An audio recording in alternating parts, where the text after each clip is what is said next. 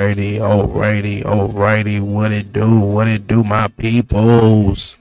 What's going on? How is everybody doing on this Wednesday? Unusual Wednesday, for real. You know, I ain't gonna say unusual, but a different Wednesday than most. But we here with you guys, man. Or at least I'm here with you guys. Appreciate everyone definitely tapping in and tuning in. It's gonna be a real fun night, man. Real cool night. We here on this Wednesday for AEW, man. AEW Blood and Guts, man. Got two big Blood and Guts men and women. And of course, Hangman Adam Page taking on Powerhouse Hobbs. Falls count anywhere. Definitely join the live chat. Come join the fun, man. Let's watch AEW tonight, man. You know, I get criticized sometimes when I was talking about AEW. What was it? John Moxley and Darby Allin Jones. You know, on TikTok was like, man, don't watch. Man, I'm a fan. I watch every single week. Trust and believe it. You know, might not do a watch along every week with Dynamite, but yo, we here this week. Blood and Guts. Join the live chat. Let's get with it. We got Justin Roberts in the ring. One of my favorite ring announcers, man. All right, we start the night off. I figured that with the woman or the men.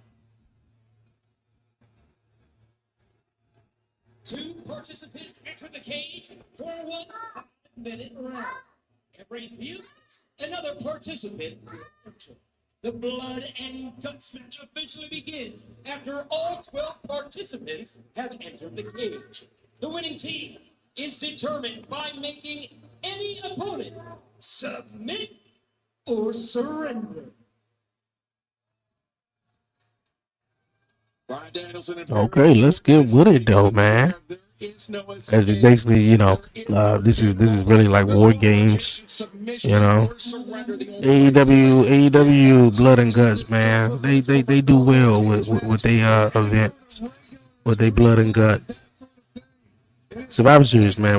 I feel like they just need to go back to the traditional 5-on-5. Okay, we kicking it out with the women's Blood and Guts. We got Sky Blue looking good as always. That's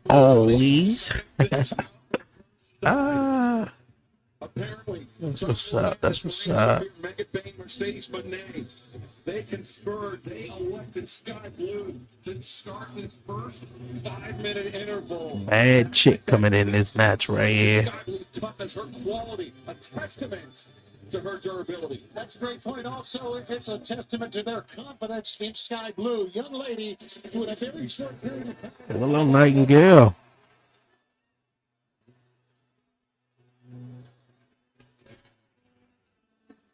All right now.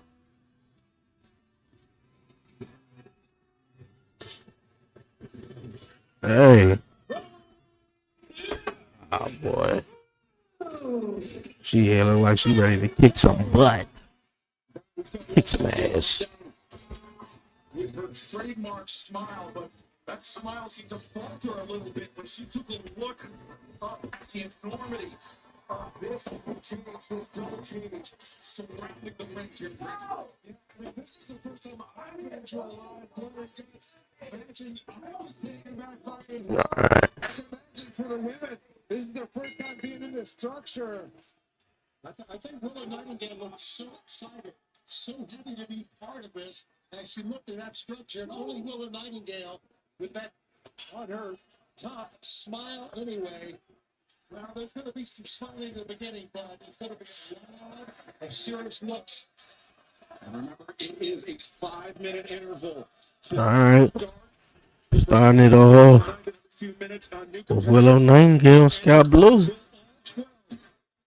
Only then will the Blood and Guts match officially begin.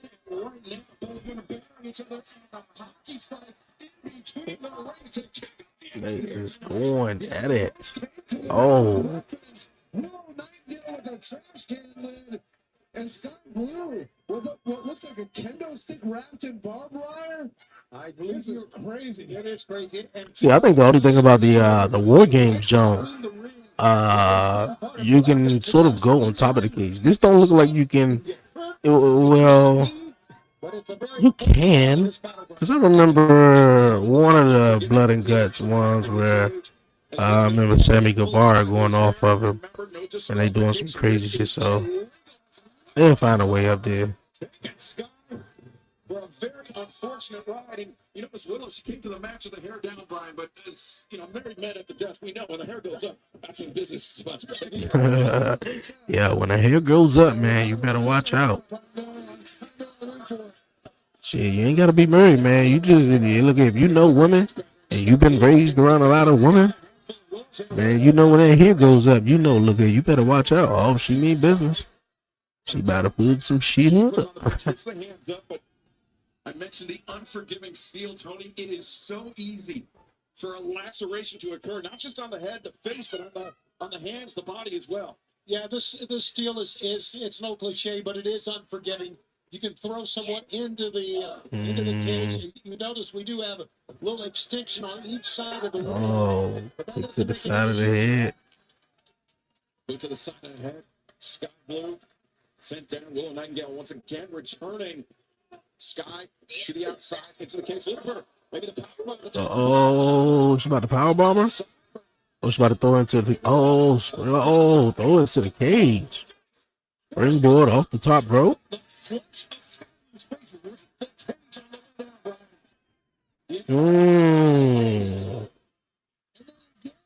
Okay, Willow. Use the cage, guys. Girls, use it. Tony Giovanni calling them guys. He did say girls. She's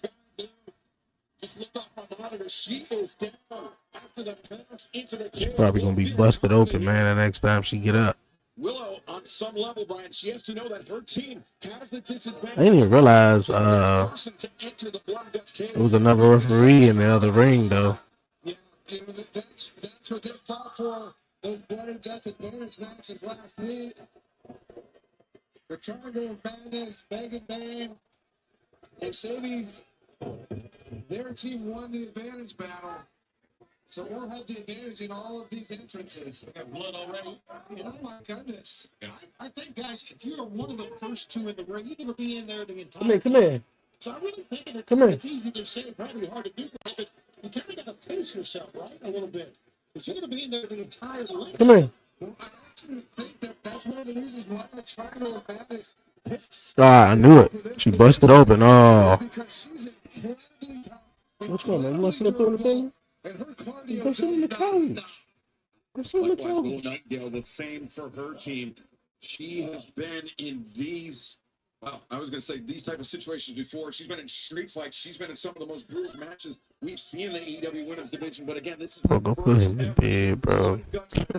for the women's Crazy. division in AEW, and something that I think the women in AEW's locker room have seen as a long time coming. There are so many rivalries. Watch that blue busted open. AEW Women's World Tag Team Championship tournament. Get the AEW Women's World Championship coming up at Full Gear a week from Saturday. There are so many rivalries. 7, 6, 5, 4, 3, 2, 1.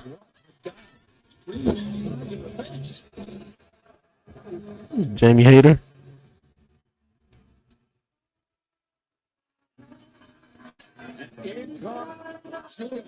Julia Hart. I said Jamie Hayter. Championship tournament. Sky Blue, her partner Julia Hart, the second woman to enter the cage, a woman that will match against Willow Nightingale and Harley Cameron in the semifinal round of the AEW Women's World Tag Team Championship tournament. And Brian, as I said, much needed relief for Sky Blue, who is busted open, but Willow Nightingale is getting worked over by Julia Hart. Yeah, and I mean, this is the benefit. Oh, boy. Them winning the advantage matches last week. Damn. Oh, boy. Just bouncing her head off the top turnbuckle. Julia Hart. Not Jamie Hayter, though. We are seeing how important those 6 matches were, the advantage matches that we had last week. We're seeing how important That's about to walk the top ropes. Sky Blue and for Julia. Okay. Sky Blue right now is in a bad way. It's kind of one-on-one here. We saw the top of your screen. She was wiping the blood out of her eyes. It is pouring out of the face of Sky Blue, and that's just a testament to the danger that a cage represents, Ryan. That's Sky Blue. Sky Blue and what are they hard searching? Did it fall out or something? What are they looking for? The turnbuckle pads. They didn't plant something, did they? Oh, well, this looked really crazy. Thus far, coming Oh, up they empty-handed. just went off on something else. I guess they was looking for something. Is it in the other corner? The Sisters of Sin will use this time that they I don't boo him. Don't boo him. to weaken her because they're going to be facing Willow Nightingale. Maybe it was in this in the other ring.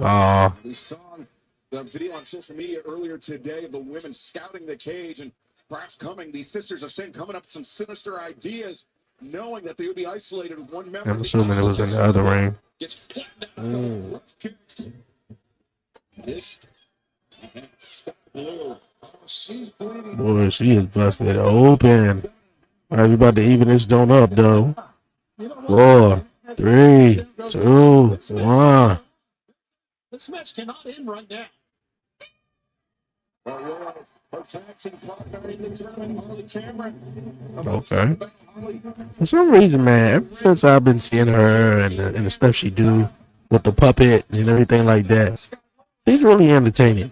You know, and I think if AEW, man, could and I know this is where the wrestlers rest, this is where the best wrestlers are and everything like that, and that's cool. You know, that's the motto they want to go about. They found me. I ain't about to sit up here, but I think she's really, really well entertaining. You know, and I think by me saying that, I think she'd be she'd be good in WWE. But hopefully she does well here too. Sky Blue looks like a zombie. Absolutely. She looked like a zombie. Covered in blood. Zombies, they just look ugly. It's not even emotional about them covered in blood. Zombies are ugly as fuck. A lot more time to go in this match, and she's already bled so much.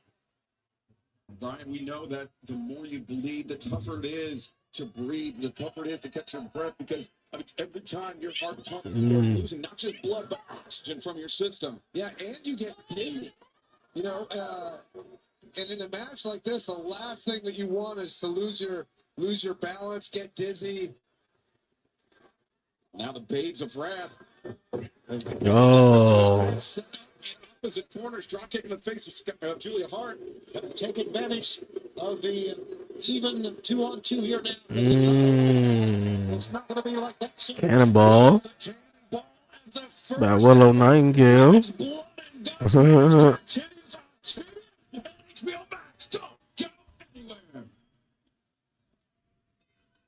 Man, you about to see this whole match in its entirety right here. Cameron, I take one of the Sisters of Sin right now and try to eliminate them, make them so that they can't continue for at least a long time. And I mean, to my mind, Brian, not a long time, but for a good time.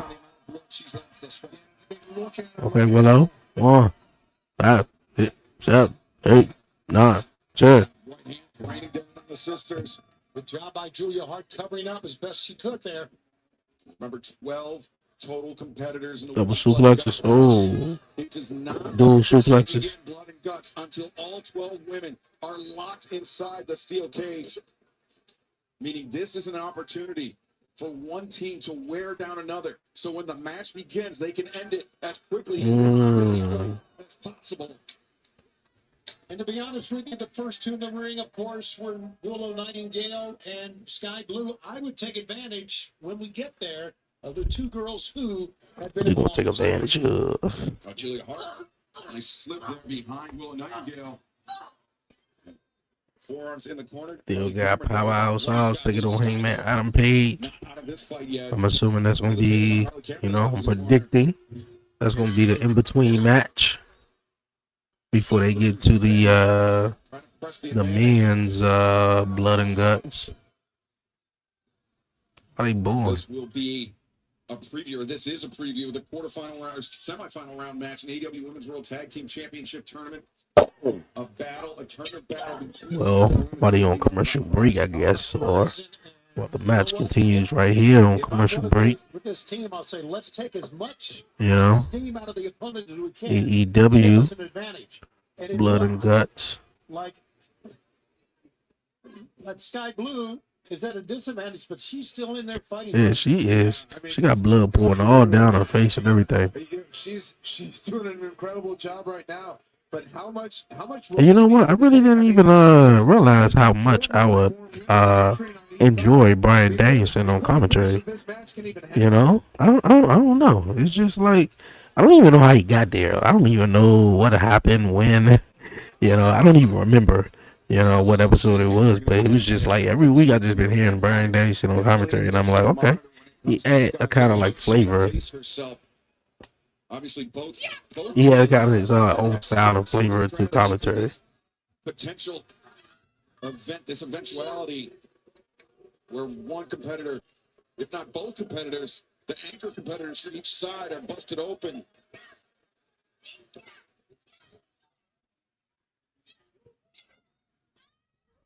All right.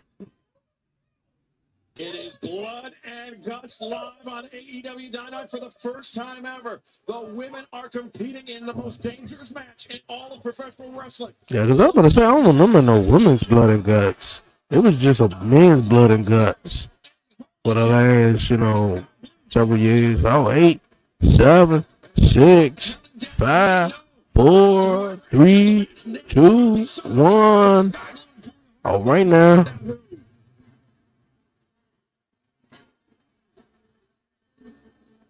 Well, brother, here comes a maniac. The toxic spider Templar. The third point in the trial of madness. I've been liking her though. You know, she's still new to me though. Here on AEW. That's why I ain't been sitting here marking out like, oh yeah, you know, I ain't want to be loud or wrong. Cause I was up here like, oh yeah, Jamie Hayter, no, I mean Julia Hart. But yeah, I've been liking her though. You know. Yeah, and I definitely don't be catching Collision. I'll be the first to admit it. I'll be the first to admit it.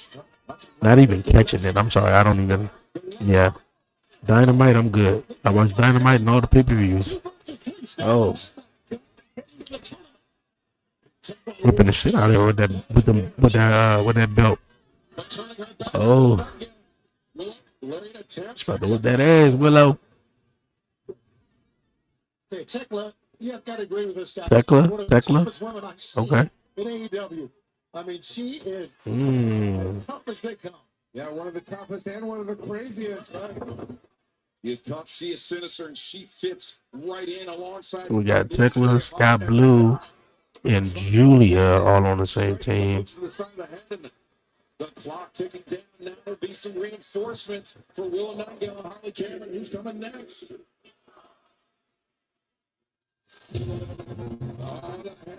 Okay, there we go. Jamie Hayter. With the toxic spider Tekla, because it was Tekla who tried to make What the hell she hit her with? Yeah, was that? What the hell that was? As soon as Jimmy Hayter came to the ring, I'm up with that kendo stick. Did the kendo stick got bar wire or something in it? So it's sticking to him.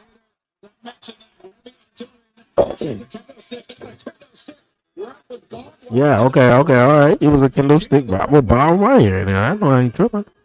I'm like, why is it sticking on it? Or got glue on it, super glue, which I feel like that'd be so dumb. All right now. Went out, and when they came back on, Hayter was left laying, and it was Tekla who made her debut that night and dropped the former AEW Women's World Champion. Yeah, and when asked about it or when talking about it, she said it was just because Jamie Hayter was there. It wasn't even anything personal, which I think disrespectful. Oh. And Tekla triggered into the attack, some into her hands, some into her face, and Jamie Hayter battering the toxic spider. It was Jamie Hayter that proclaimed on Collision, let's settle this in blood and guts. See, there's all this unintended. She tried to throw the kendo stick. It seemed like the barbed wire got stuck to her. Even if you're on offense, it can affect you. Well, the heavy artillery coming in for one side, and the even heavier artillery. Here comes the cleanup hitter. Watch out. Penelope Ford. She suffered that injury to her right arm, but she vowed to make those responses. They get paid. I'm saying that name right. At the side of the Megasis, the fourth entrant for the team with the advantage here in Blood and Guts, Jamie Hayter. She's got that leather strap in. Wow. Kick to the face of Jamie Hayter. Cameron ducked the lariat, but fell right into the drops for the Megasis. What a phenomenal athlete the Megasis is. Phenomenal. Yeah, and there's still all those tacks on the ground. And it was Megan Bain that defeated Okay, Mina good. Shirakawa All right. 1 week ago. I was just quiet for a minute just to make sure. She's had an I didn't want to be loud and wrong though all over again. You know, I'm watching it. I pay attention every week though. Excuse me. Still getting over the little EBGBs, my little son. Want to pass on now. That's a good point. But yeah, Megan Bain, man. A long way to go with what you guys know. Hayter and Bain battering each other. Look at the bodies everywhere in the background. Isn't that amazing? Bain now fires carry. Mm. Sets Hayter down, and remember those taps that you pointed out, Brian. Still littered all over. German suplex. German suplex. Uh-oh. Harley, you done fucked up, Harley. You done fucked up, Harley.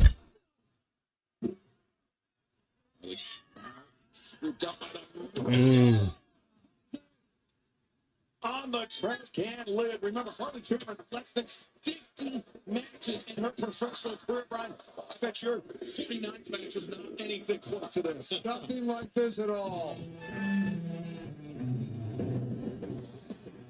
Well, Oh. Chris Statlander? Okay. a kendo stick in her hand. Still got the belt around her waist, too. Oh. Double back elbow drop.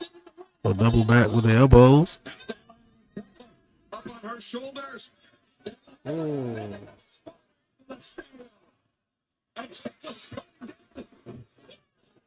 Oh, blue thunder bomb. All right, Chris Statlander. Man, out everybody.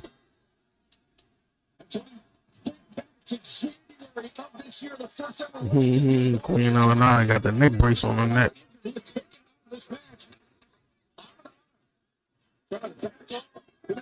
Take her out of the equation, but it was Chris Statlander and Megan Bain that crossed paths that women's casino gauntlet match, right? And Chris Statlander, they've had a very complicated recent history. They're trying to make peace, trying to sort things out here.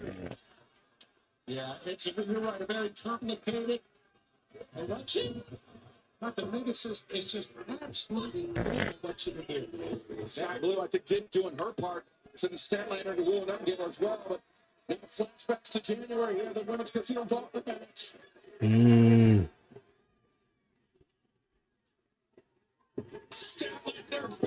Going at it. Throwing blows on blows. Oh. Harvey, you better move out the way. You know, I've been trying to keep an eye on Jamie Hayter. She's been down a long time. When Megan Bain came in, or actually, I think it was right before Statlander came in, there was a trash can on Jamie Hayter's head. And then Megan Bain threw that golden chair at the trash can, and it looked pretty brutal. And I haven't seen Jamie Hayter get up after that. A whole lot of action going on. Oh. Danger of this type of match, you never know where or I think the match going really, really.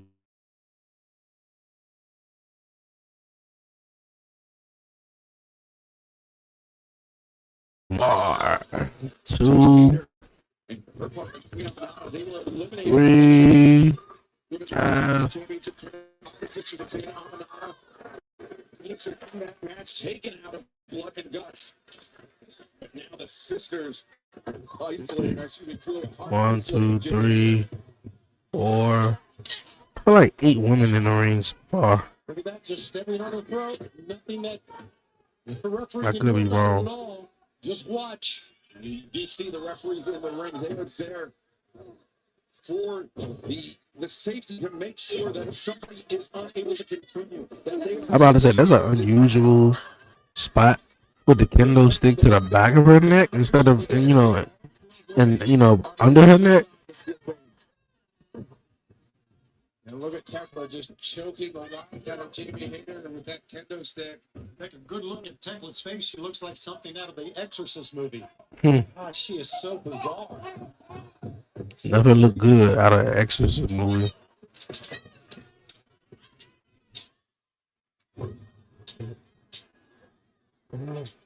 Jamie Hayter using that kendo stick, battering the knees, the legs of Tekla. Oh. Scott Blue still got blood all coming down her face. Scott Blue rightfully back with that trash can. Scott Blue return fire now. Megan Payne with Harley Cameron up on the shoulders, at least temporarily. Harley escapes to the ring apron, but nowhere to run, nowhere to hide for Harley Cameron. As Willow Nightingale, Sky Blue, the two anchors for their respective sides, the first women to lead off this match inside the cage. Yeah, we have 2 more women on each side, and it's already descended into chaos here. Okay, so 2 more women need to come out each side. So basically, I think I was right?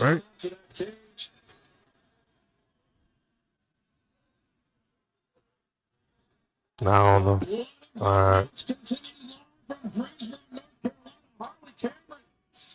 Oh. The hell she about to do? Come on, y'all, man. What the hell happened? Oh, she just fell down? Oh. Cross body. Anytime you land in the left ring, attacks everywhere. As Harley Cameron swallowing her body. 7, 6, 5, 4, 3, 2, and Mercedes Monet and all her little show boys out here holding all her belts. Girl, if you don't dance your way into the ring, well, I guess she is. Dance her way out here. Get your ass in the ring. Newark, New Jersey, full gear presented by DC. It will be set that put her AEW Women's World Championship on the line against Mercedes. Really, that's what we doing. No sense of urgency, Brian. I know, right? No sense of urgency at all. He's interested in being involved in this matchup. I mean, she has a lot to lose here if she gets hurt. Mercedes intercepted the kick from Will Nightingale, ducks under the lariat. Team Harris, they might have seen it. Wow, what a move that was. And Brian, to your point, I think Mercedes the only reason she's a part of this blood and guts match. All right, Mercedes with the meteor.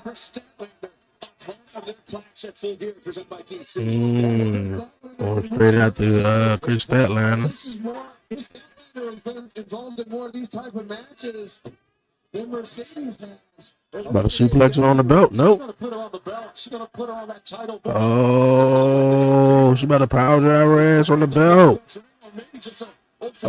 Mercedes getting out of it. No, tornado DDT. On her own title, though. Got your head crushed up on your own title. Man, this Saturday collision in Erie, Pennsylvania cannot really look at the champ. The TBS champ dance. Yeah, and notice how she just went after Stan. She's not going after anybody else. I don't know if she's going to I don't even know if she's going to win this match. As much as just her. She went out there and go grab one of her belts. Okay, all right. I do remember that you could escape the cage. They booing. They like, hold up, wait a minute. She got out the cage, man. Why she going out here grabbing all her belts? What the hell is this, bro? You just had all your men out here. Why they couldn't just hand them to you or something like that? Fuck is she about to do with all the belts? They're getting an advantage. Look at the We don't want to be reminded of how many. just laying everywhere. She just give a belt to all her tag team members. Those belts. All right, this belt mine. I'm taking it. Of a championship title belt. There's so many awkward angles, the different plates, the different levels. They can just. Yo, they is up here whipping them with the belts though. Yeah, depending on the time, there's a lot of metal. Mercedes Moné says, "Shit, I'm about to whoop y'all with these belts." That's what the women's division's come to. Blood feuds. 7, 6, 4, 3, 2, 1. Mercedes broke her nail. Well, she's going to have to worry about more than that as Mina Shirakawa coming in, barbed wire belt in her. And once again, big smile on her face. She's loving this. Sterling, Jimmy Hayter, Harley, Will, they all have to be saying we want Mina at this point. Look, cheap shots with the barbed wire. Shit. This match. Wait a second. Pretty good tactic. And Mina Shirakawa now, overhand shot into the chest of the CEO. And the Escalera by Mina. Gets her footing. And now the assist. And Mina. Oh. Sisters assist. I mean, that would have been really, really cool if, you know, it was, it flowed, flowed right through. Taken out of contention by the Sisters of Sin. It was Mina that took her place. The TBS champion, excuse me. The TBS champion bounced off of the ring and then hit her knee on that kendo stick. Guys, I didn't even notice, but Chris Statlander is busted wide open as well. She's bleeding a lot, which is exactly what Mercedes wanted. Mercedes, Mina Shirakawa, they've had their share of battles. And now, Is the final participant coming up? ticks down. This will be the sixth entry for the team with the advantage. And we know who it will be. And she is a dead. Marina Shafir.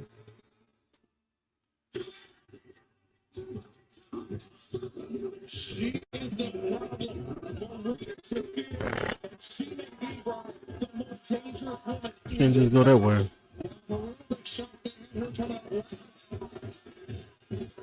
She is without a doubt the most prolific fighter.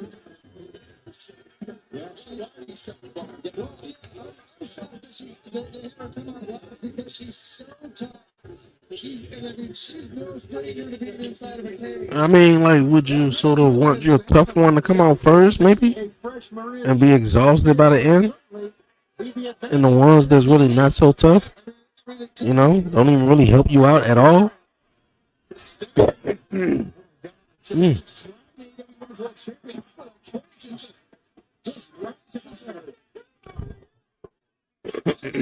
She bleeding too? Yeah, she is.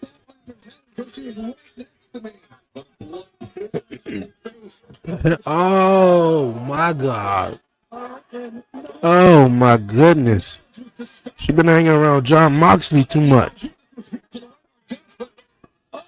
Oh no. Somebody gonna do that motherfucker. Oh, she is out.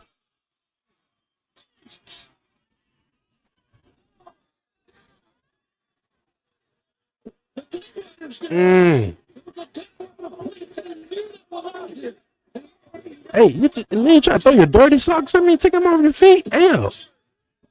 I'm getting up out this bar wire and kicking your ass. And now Shafir taking down Jamie Hayter. Yeah, she's dominating right now. Brian, to answer your rhetorical question, they wanted Shafir.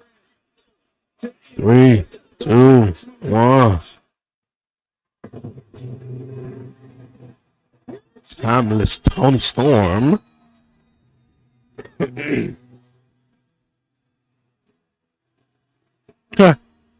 She brought her purse down.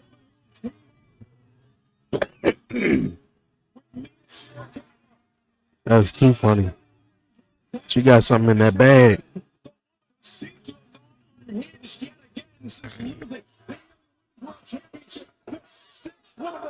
It was a bunch of chains, necklace, and shit like that.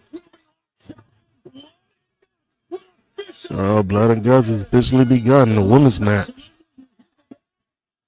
The women's match has officially begun. She done hit Marina Shafir with it. She like, hold up. Marina, it just made a man. There will be no pearl clutching here tonight. There will just be. Hey, look at that's the second time. You look at it. The third, you're going to sell me next time. Oh. To the midsection of Shafir.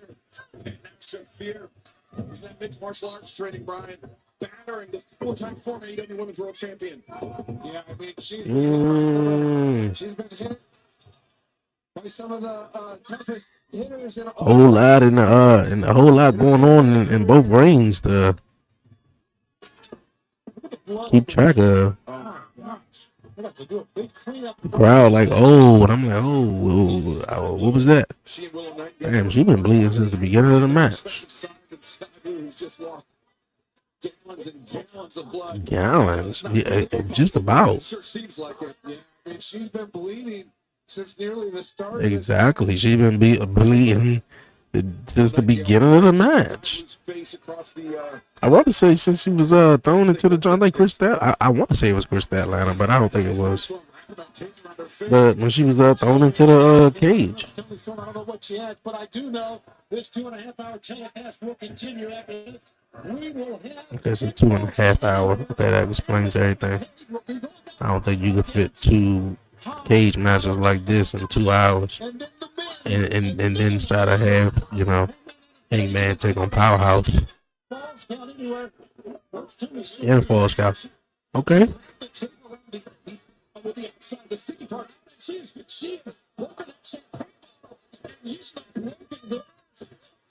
Got glass in her hand.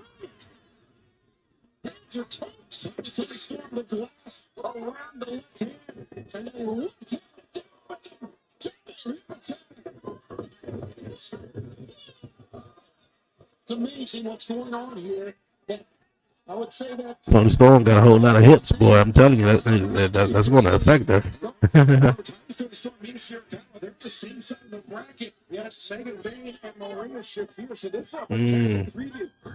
My God, Tony Storm stumping a mud hole in Marina Shafir. But those 4 women, Brian, I have to imagine have a huge advantage because they will not compete in the blood and guts match. Yeah, they'll come into those. I still can't believe Mercedes Moné what? It's about 6 belts in the ring? No, 5. They gave it to her partners. You know what? I didn't even know it was lights on the cage. That's kind of cool. Continues live.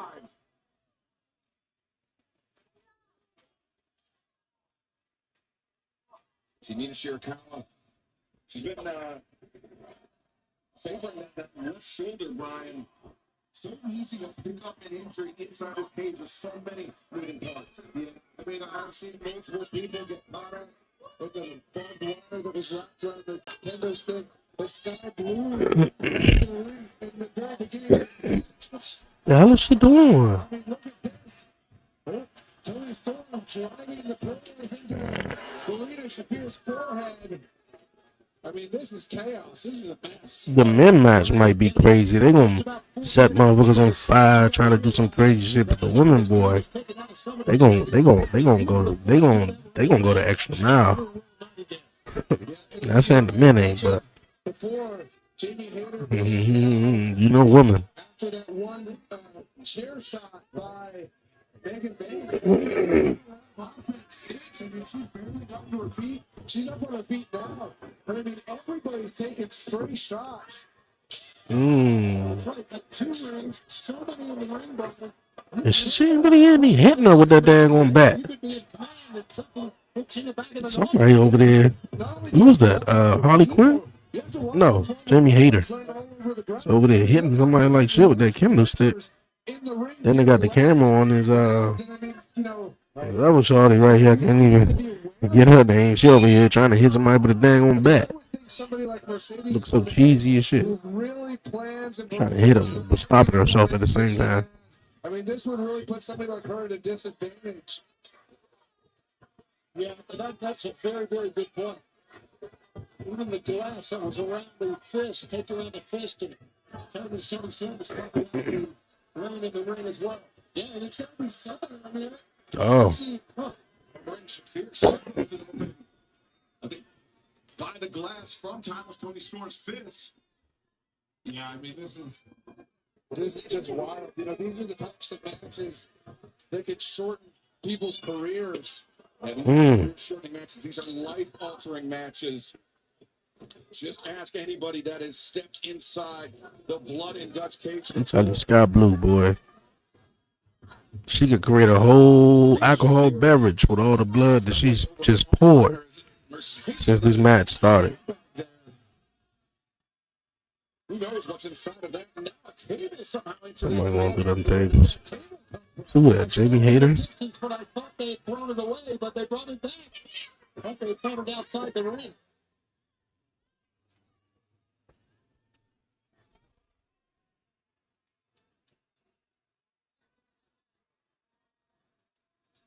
Submission or surrender.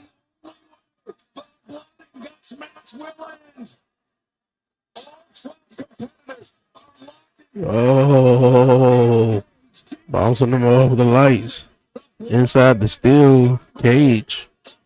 Which got a little cool little look. Uh-oh. Oh. What happened? The table didn't even break. Well, hopefully this did. Damn, what type of table is this? Man, get back up there and do it again. Get back up there and do it again. Ah.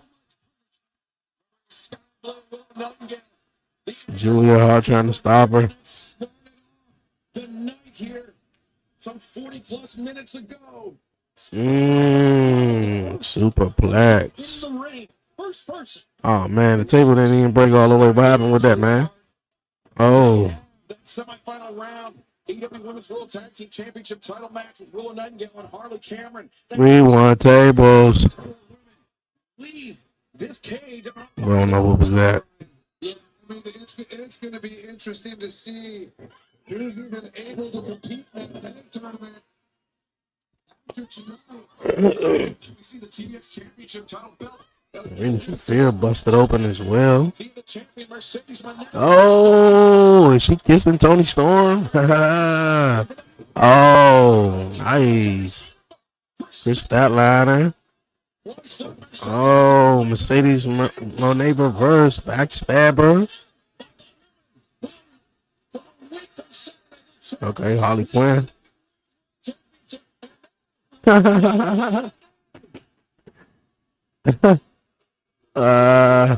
Mercedes like, I'm tired of this shit. Oh.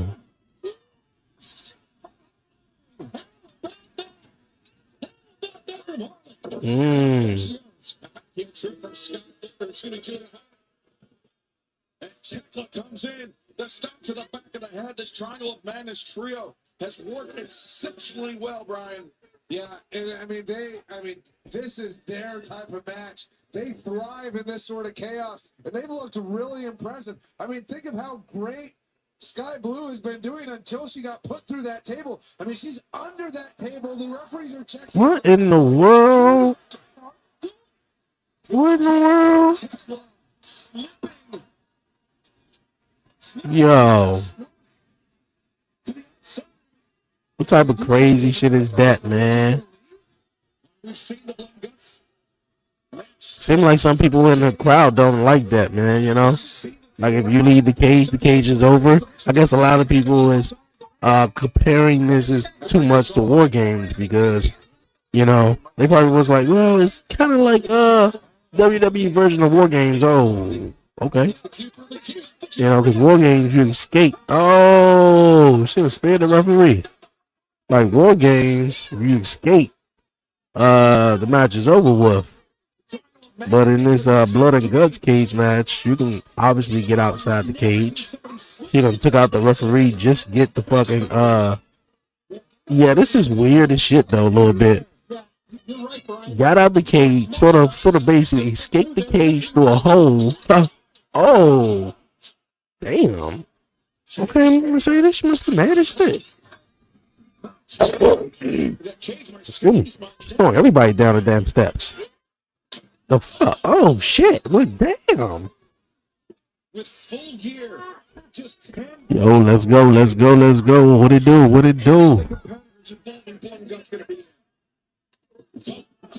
Okay. Yeah, escaped through the hole. Took out the referee. Got the key. Unlocked the door.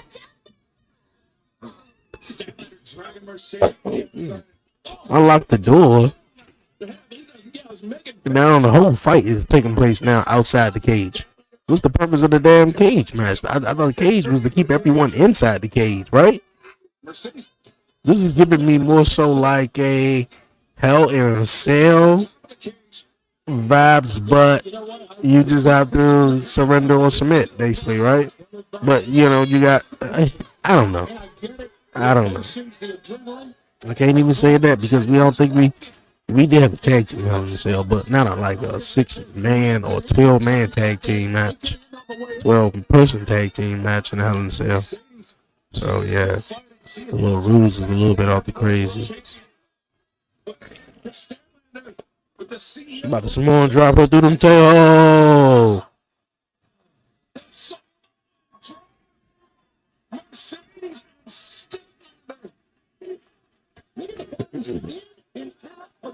Now she locking the door now. Oh, y'all locked out.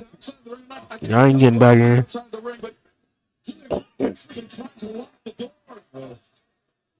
Yeah, they ain't getting back in. These two women, a week from Saturday, going to be represented by DC.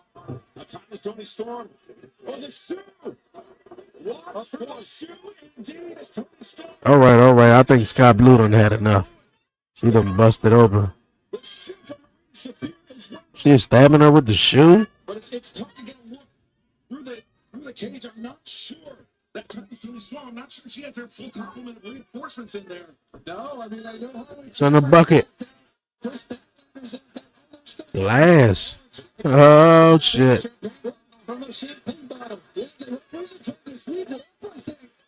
The referee trying to sweep it up. Oh, DDT on the glass. No glass in their arms after that DDT. Other going backwards into it.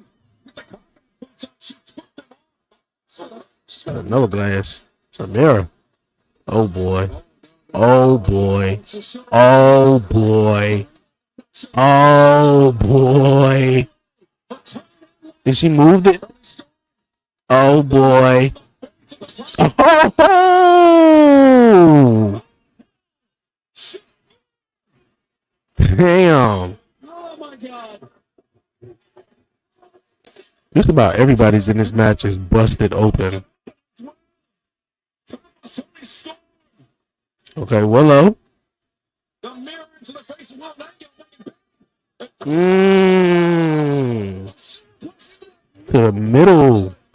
Yeah, that hurt. I know that had to hurt. I landed on both aprons of the ring.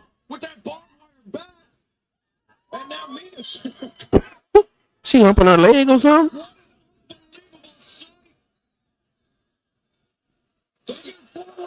Oh my goodness, she got a figure four leg lock. With the bat, barbed wire bat in between them. Oh. Oh.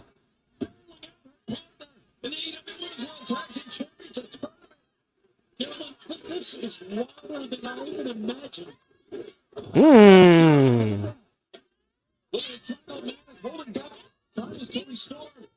Supposed to be glass in the ring too. She ain't got no boots on her. No. Oh, they making Tony Storm watch. She got to surrender.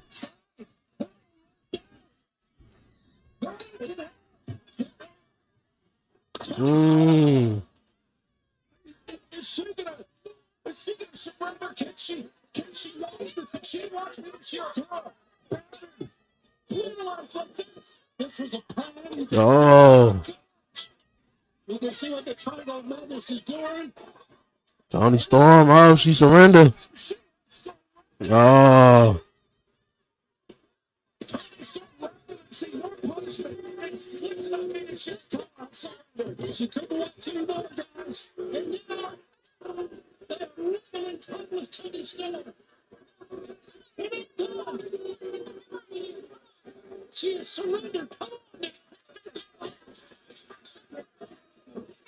They're the winners. Wow. Winners of this match. Sky Blue, Julia Hart, Megan May, Mercedes Monet, and the problem, Maria Sheffield.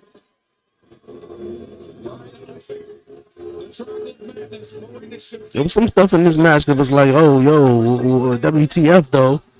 Meaning like a couple of spots though, like them sort of escaping the cage just to do that spot on the outside. I guess just to have Mercedes and Chris Statlander have their own little individual spot heading into full gear, just to build towards their match, their one-on-one match. But it was interesting, with this type of match as well. You have them sort of escaping the cage to fight on the outside and all that, and but a real decent for the first ever women's blood and guts match here on Dynamite tonight, man. Women's blood and guts match here at AEW. It shocked us all what we saw. It shocked us, went way beyond what we thought would happen, but it's just a snippet of what's been going on in the women's division here in AEW. Well, that's not the only rivalry, intense rivalry that we have here at AEW. A week from this Saturday, Full Gear, Newark, New Jersey. It will be Hangman Adam Page putting his AEW Men's World Championship on the line against Samoa Joe. That's Full Gear, presented by DC. Available on pay-per-view and HBO Max. But coming up next here on Dynamite, it will be Page, Powerhouse Top, All Count Anywhere, a match that could have major implications on Full Gear, presented by DC, and that is coming up next. Welcome from Greensboro.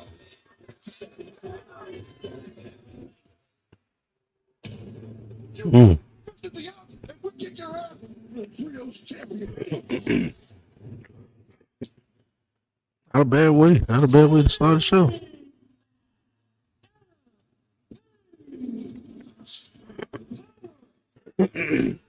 I got a strong feeling this match is probably going to begin either on the stage or backstage for them to actually clear out the ring and get the ring ready for the next blood and guts match. I don't think too much of this match is going to take place inside the ring. That it's a false count anywhere match. And you got two blood and guts matches.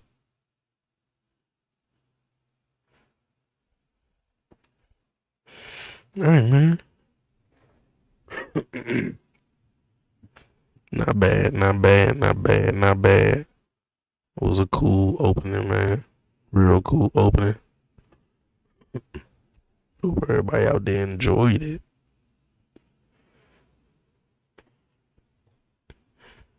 And Marina Shafir, she getting the the chokehold on the chokehold, and hey, all the ladies won the blood and guts match, which was real cool, man, real cool. We still got the men's blood and guts, which I believe is the Death Riders taking on the conglomeration. I know we got Kyle O'Reilly, my man Mark Briscoe. I know we got Darby Allin. There's a couple of other people that's in this match. Off the top of my head, I can't think of it right now. And I know I could just look at something and actually figure it out. I don't even have my other phone in here. No, but real cool matchup, and then the false count anywhere match I got a strong feeling Powerhouse Hobbs may win this one. With Samoa Joe lurking around the corner, man. Lurking around the corner. On Hangman Adam Page. But man, Samoa Joe, man, he's real good. One guy, man, I feel like his run in WWE could have been way better. Man, it could have been way better. But hey, he's back in AEW. Well, not back, I'm pretty sure. He was off TV for some time after his first run as AEW World Champion. And yeah, man, taking on Hangman Adam Page. I think another thing was injuries too that kept him back. Samoa Joe can do just about anything that I can think of. He was even dope on commentary. Come here to AEW and still baddest dude on the mic, like could pick up where he left off at. So yeah, I think Samoa Joe and his the Ops, yeah, gonna come down, and I'm pretty sure Hangman Adam Page gonna have somebody try to come down and watch his back, but we will see.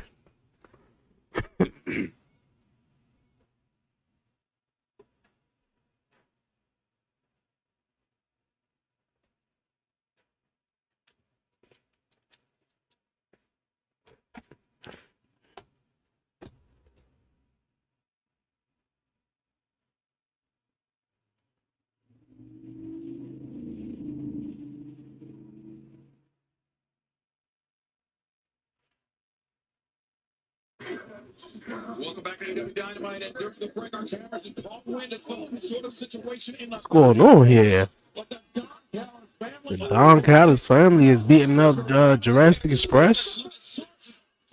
Jack Perry is down. Oh. Luchasaurus ain't gonna take that lightly. Luchasaurus, formidable as he is, can't withstand an attack by Mark Davis. He's trying to fight back. Sending Perry crashing here on tonight. The Rainmaker, Kazuchika Okada, the Young Bucks. Ah, there you go. Last week they said you got the message. Well, this week we said one back. Don't mess with family. We all know Kenny Omega is going to be here next week. So maybe we could send Kenny Omega a message and you join the Don Callis family. Oh, yeah, the Young Bucks joining the Don Callis family? Decision time. Oh, they still got time to think about it. See you next week. Well, Don Callis, he's been courting the Young Bucks to join the Don Callis family officially and really putting some punishment in on Jurassic Express, who will be joining Kenny Omega in that $1 million match. Right, bro. Kenny Omega returning to Dynamite 1 week from tonight, live from Boston, Florida. That's broadcast next Wednesday. This is Bulls Anywhere.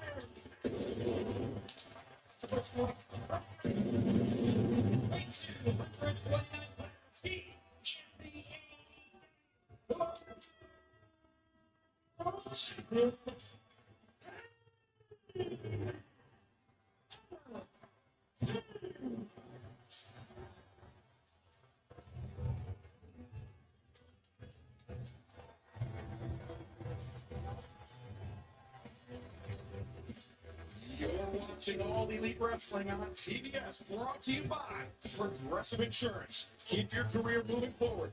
Visit careers.progressive.com. As the AEW Let's Men's go. World Champion coming to the ring with telltale signs of injury. An injury, I would have to imagine, inflicted by this man 1 week ago. Here's one hole. Whatever. Let's see what the 170 pounds. It's 1/3. World Champions. Excalibur, this match is just fine with Samoa Joe. think you can read the lips. Powerhouse Hobbs says, I'm going to hurt you. Looking at him, man, that approach. Powerhouse. In this match. That is why Man, one guy, man. Shit. Shit. Already we can see, or we can assume, Brian. What I about to say? Power, not my power. One guy, man, that was in AEW, or still may be in AEW though, but it seemed like, man, he had a whole lot of hopes and a high future or bright future, and that was man, Warlow, man, when he was with MJF, man. After they broke up, man, you just thought Warlow would just ascend to the top right after that. Fuck being the TNT champion, and it just seemed like things just never just went well after that. Whether it was injuries or whatever it was that was stopping them from getting to the promised land and to the big land, man. You know, there's some guys that AEW homegrown, man, they got that could be really, really, you know, big, man. That I feel like they have a whole lot of potential. Maybe they don't feel like that way. Maybe other fans maybe not feel like that way. But hey, Hangman and Powerhouse Hobbs is ripping off the ripping off the turnbuckle. The opposite, when you got a good look at the exposed steel underneath. One third of the AEW World Trios Champions alongside Katsuyori Shibata and Samoa Joe battling our AEW Men's World Champion Hangman Page. It is Falls Count Anywhere. The title is not on the line, but I'm not sure that matters here tonight for Samoa Joe, who just wants Hangman Adam Page. Oh, about to go into the turnbuckle post. Puts on the brakes. that steel. It's looking right at that steel. Yeah, for anyone that's ever questioned why those turnbuckle pads are on there, Brian, that's a very good explanation. Yeah, I mean, the turnbuckle pads are on there to protect the wrestlers. But that's why both of these men are ripped off. I mean, your head gets driven into that steel buckle. And not even just your head, your ribs, your spine, anything that connects directly with that exposed steel. That is disastrous and a low bridge. Over the top rope to the other ring. To the gap in between the rings. Oh, well, at least in the middle for right now, into the other ring. And Hobbs' momentum carrying him into the other ring, and Hangman now back at Lariat. Hobbs stayed on his feet, I think, with the assistance of the rope. That was a good call, and Hangman is being relentless, which is a good I guess I'm assuming this is almost like that out of the ring. Okay, the ref got in this ring now. That's what you call. Because I know normally like when some adversaries come around and there's war games, obviously, and if the match take place in one ring, it's going to take place in that ring. You know, and it's kind of cool that, you know, it took place, started in another ring, it's now ended up in the opposite. His next title defense is not only against a guy like Samoa Joe, but it is a week from Saturday. A week from Saturday. You got to heal up. Full Gear presented by DC Live on pay-per-view and HBO Max. It will be Hangman Adam Page, Samoa Joe, the rematch from Wrestle Dream. A match that Hangman Adam Page won, but Brian, you know Samoa Joe better than just about anybody. You know Samoa Joe took away some very, very good lessons. He sure did. I mean, very few people can beat Samoa Joe twice, and I've never seen anybody beat him twice in a row. Throwing his body, Powerhouse Hobbs, very unsteady on his feet, and now sending Hobbs into the barricade, over the barricade, attempting to go over the barricade. Remember, this is Falls Count Anywhere, Tony. Falls Count Anywhere, and I'm telling you, that maneuver by him Is that Westside Gun? to go airborne with those bad moves. After hearing the news and everything that he got kicked out of, or, you know, that he got kicked out of the WWE show, I think it's because for real, he been you know, supporting AEW like shit. Like, you know, you'll see him a lot at these AEW shows front row, whether he, you know, in association with MVP or Swerve Strickland. You know, he been doing his thing at these shows, and we started hearing about him spending big money at WrestleMania, and, you know, seeing him, you know, at WWE show. The WWE shows, I'm assuming maybe they like, no, you're not going to try to ride our coat wagon, go back over there. And then he also has his own wrestling promotion as that. And maybe they can look at it like he's trying to use us in a way by using us to promote him in his own wrestling promotion as well. You know, I heard like a cease and desist letter went out with him, so I'm not 100% sure. That's just a thought, an opinion, maybe. That's a scary stare at but believe you. Oh,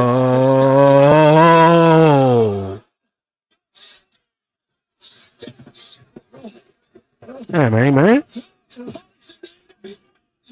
your ribs and your back gotta be fucked up.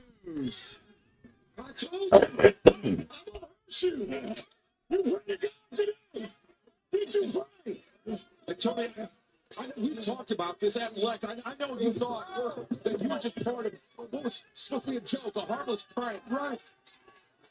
Nobody, I think, except for Hangman Adam Page, knew what this was going to escalate into. Well, I knew it would be trouble, and I get that. But he is the world champion. He wanted to do it. What am I going to say? No, keep me out of it. But it's not about me. It's about these guys. It is about being the world champion. As much as I think Hangman is in a 17 minute I'm not so sure after this one that he will be able to match up with Samoa Joe, to be honest with you. Yeah. I mean, look at the damage being done to Adam Page's rib cage. Just his ability to breathe, his ability to move. And Powerhouse Hobbs on a mission of destruction here tonight. And remember, this is Falls Count Anywhere. There's no disqualification, no count out. And Powerhouse Hobbs is just having his way with our AEW Men's World Champion.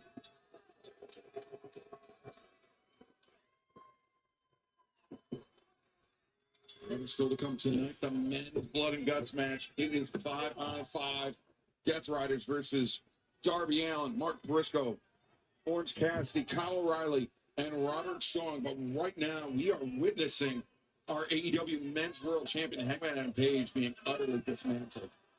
Yeah, just taken apart. I mean, Powerhouse Hobbs was super aggressive last week. He's even more aggressive this week. I think this is the best we've ever seen Powerhouse Hobbs look. Yeah, I'm just about, man. In there against the world champion as well. Yeah, there's something to be said for training and competing alongside somebody like Samoa Joe, somebody who is also extremely physically formidable. And don't forget about Shibata, too, from a technique perspective. I think he's trying to line up the buckshot lariat, but Hobbs actually using the two rings to his advantage. He knocked Hangman backwards, and the rebound sent Hangman into the waiting shot from Powerhouse Hobbs. Highly intelligent move there.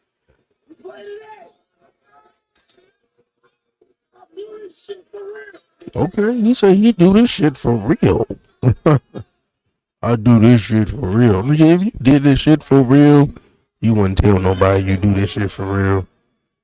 In addition to the physical beatdown.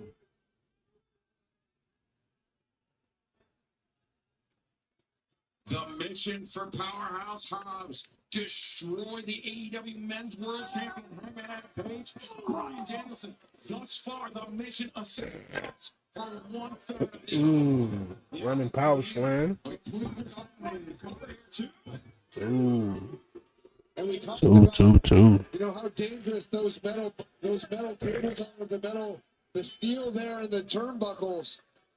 And Powerhouse Hobbs just drove Hangman Adam Page's lower back right into it. If you were just joining us here tonight, the AEW Men's World Championship is not on the line, but that's not even the point of it. Or so it would seem, Tony, as Powerhouse Hobbs is just brutalizing the champion days before Full Gear, a week from Saturday. Top's taking it. Oh my gosh. Set the man. All right, come on now. On this fragile ass announce table. Oh, what I just say? What I just say, right? On this fragile ass announce table. This is dangerous territory. Extremely dangerous territory. You're gonna break it before you even put him through it. Unless Hangman Adam Page, yeah, do exactly that. Oh boy.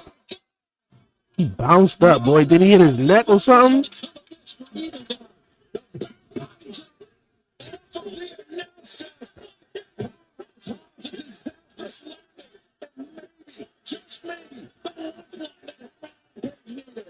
Oh.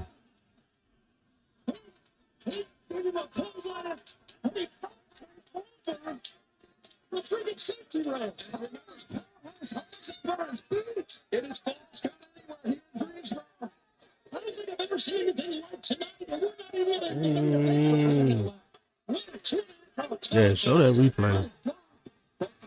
Okay, he just bounced up. It was like bone. God damn. A little bit of mid-match refreshment. Maybe some liquid goals there. Staggering. Trying to get his foot. Oh, Moonsault.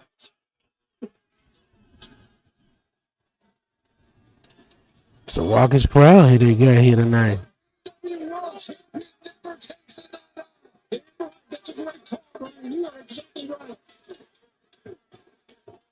What Powerhouse Hobbs going? He about to go find some more Joe after like. Uh-oh. Oh. Falls count anyway, too, as well.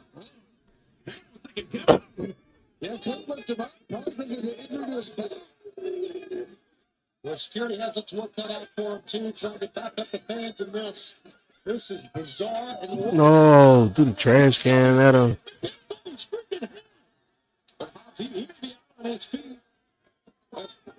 Oh, spine busted through the table.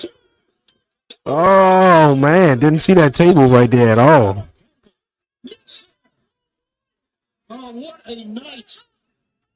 Oh, my. Tony, this arena, this Coliseum here in Greensboro has seen its fair share of crazy things, but hasn't seen the sustained level of violence, the sustained levels of insanity. We haven't even had a match match. We have not, and I've seen countless matches in this venue as a fan, working in pro wrestling, nothing like this. Oh, shit, where the hell they going now?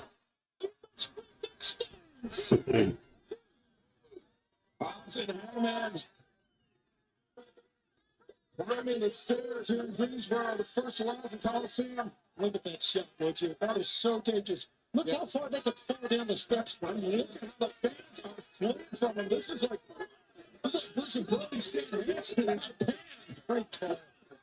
Oh, now, this is dangerous. I don't know. What in the world is going on here? What's those dangerous slam?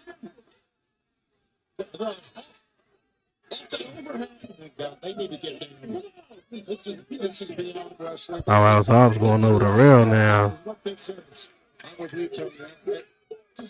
I'd like these two guys to get down and get back to this. I think if Hangman has his way, Powerhouse Hobbs is going to get down very quickly and very violently. I hate to say it, but I'm cheering for Hobbs to hang on here. Me too. Hang on, kid. Oh, boy. Oh, boy.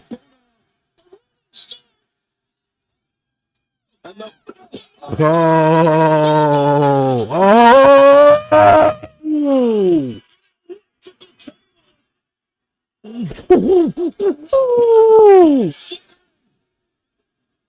Yo.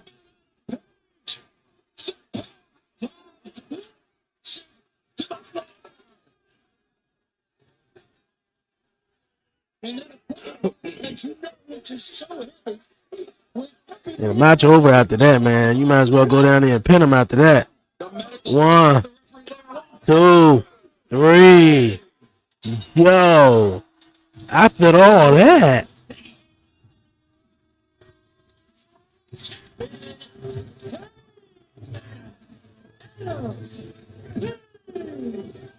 Yo, that was crazy. That was a crazy finish right there.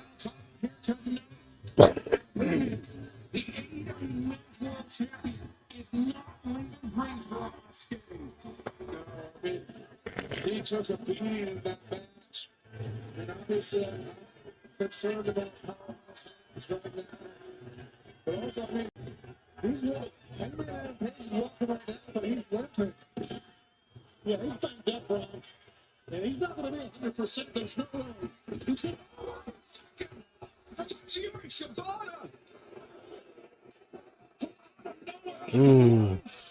Strike. Page coming into this match. But that broken rib injury. Look at this, Excalibur. I think Hangman hasn't gone I knew it. Samoa Joe out here now. wielding a chair. Samoa Joe says the odds are A lot of ops beating down on Hangman. Oh, you want the cage to come down?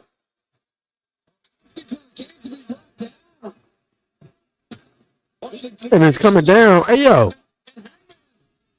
He's alone in there with Shibata and Joe. And there's no one seemingly to help this world champion. I'm afraid. I'm afraid for his career. I'm afraid for his title defense. a week from Saturday. Full Gear presented by DC. It'll be Samoa Joe, Hangman Adam Page. Part 2 for the AEW National Championship. There you go. Eddie out here.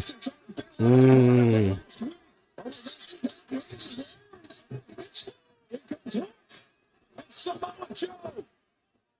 Samoa Joe fleeing. The cage lowers. Bring it in. Wow.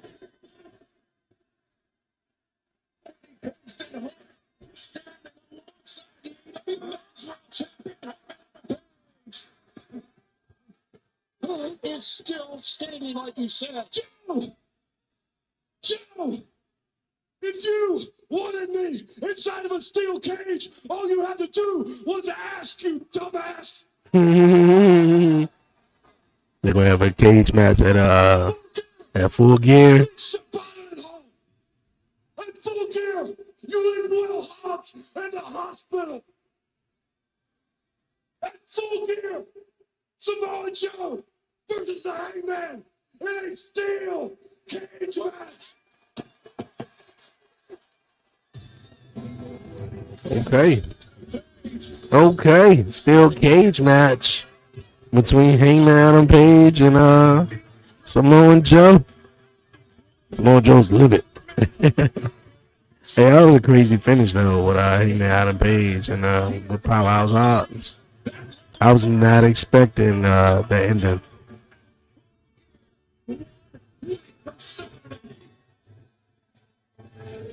We got the cage down and was like, yep, we might as well just go ahead and prepare ourselves. Cage already down, y'all just need to come on out.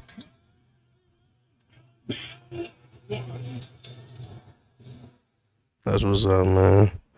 Cool shit right there. Cool shit. So a steel cage match at Full Gear, which the card is turning out to look nice. Hangman Adam Page taking on Samoa Joe in a steel cage match. We also got Mercedes Moné taking on Chris Statlander. That should be a fun one. And a couple other matches, man. But yeah, Blood and Guts, man. So far, like, yeah, I'm digging this. I'm definitely digging this. I really dig like the format of this, which it could be like a 3-hour special. Have both the men and the women, and maybe have a couple other matches, one match, and with some other stuff in between. It's pretty cool. So I guess we gearing up for our main event. We had the heels win in the women match earlier. Of course, Hangman Adam Page, he won. I thought Powerhouse Hobbs was gonna get that one with the assist of Samoa Joe, but Samoa Joe came on afterwards. So I mean, you can send the crowd home happy. You can have the baby faces win this. Um, you know, yeah, you can have them. Darby Allin did win at the last AEW pay per view over John Moxley in a I Quit match. So, man, who's to tell how far the Death Riders are really going to take this blood and guts match? Just about everybody on the women's side in the women's match was bleeding. Not everybody. Julie was bleeding for about 40 minutes throughout the whole entire match. Yeah, Chris Statlander, yeah, Megan Bain, Jamie Hayter, Julia, Mercedes Monet. Just about everybody was just throwing bows in that junk though. So I can just only tell or only just imagine what John Moxley, he probably come out bleeding. John Moxley and Darby Allin and what's my man name? Mark Briscoe.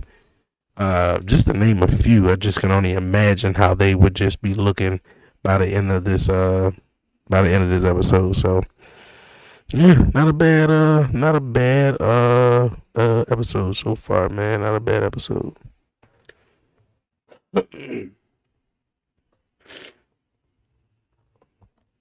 a bad one.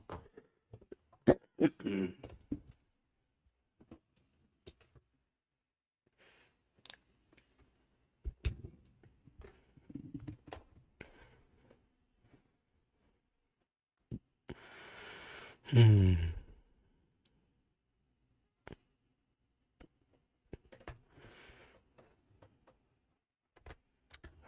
we coming back. That's the thing about watching WWE. You know, you got and most of my WWE shows I watch is the international version, which all of it is on Netflix. I mean, that whole blood and guts matches are in its entirety. If you watch that on TBS, like if you still got cable right now, that's cool. You know, if you had HBO Max, you literally saw that match in its entirety. Just about every match you see in its entirety too. You know, which is kind of cool. But yeah, they just got a standby jump, and WWE do too. They got some little music to go with it to make it a little bit get with, you know. The music they play so much, getting your head start dancing and shit. From the Prudential Center, The Rock in Newark, New Jersey. But right now, let's head to the ring in inevitable Tony Schiavone. Fans, Go down the stage just to pull it back up. in AEW. For me personally, this venue, the Greensboro Coliseum, the First Horizon Coliseum, is the greatest pro wrestling venue in the entire world. Thank you for being here. Even greater than Madison Square Garden. I mean, I'm pretty sure like WCW days, NWA, back in the days and stuff. Such a great wrestling Ric Flair. And who made wrestling great here on TBS. Ladies and gentlemen, What's the Ricky the Dragon. Oh, Ricky the Dragon Steamboat. Wow.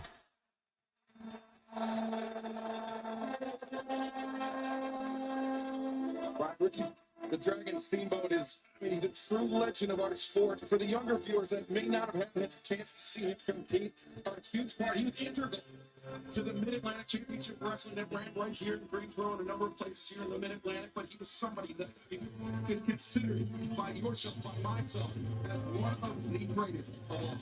One of the greatest wrestlers of all time, and also one of the greatest humans of all time. Always willing to give his time and energy to younger wrestlers. When I was coming up, when I was 20 years old, he pulled me aside and gave me some great advice that I take with me to this day. What an incredible human. In April of 1978, I was here as a fan when he and Paul Jones became World Tag Team Champions. They turned 6,000 fans away at the final conflict, May of 1983, with you and Jay Youngblood became World Tag Team Champions. You and Dustin Rhodes in 1991 became World Tag Team Champions right here on TBS. This, ladies and gentlemen, is the man. I'm honored to be standing with you, Ricky. Well, you know, Tony, first of all, I want to give a big shout out to TBS. They're responsible for, I guess, airing all. What's that all about? Were they can have their piping in moment on booze or TV. something? I got to point out a poster over there. It says Mount Rushmore, Greensboro, Flair, Steamboat, Dusty, and Stan. That's what's up. Great call. I know, you know, earlier you saw, I would have to say, back in the day was my number one nemesis, Ric Flair, right?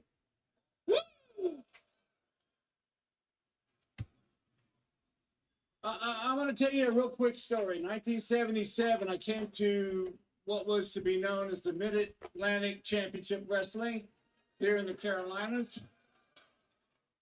I was 16 months into the business,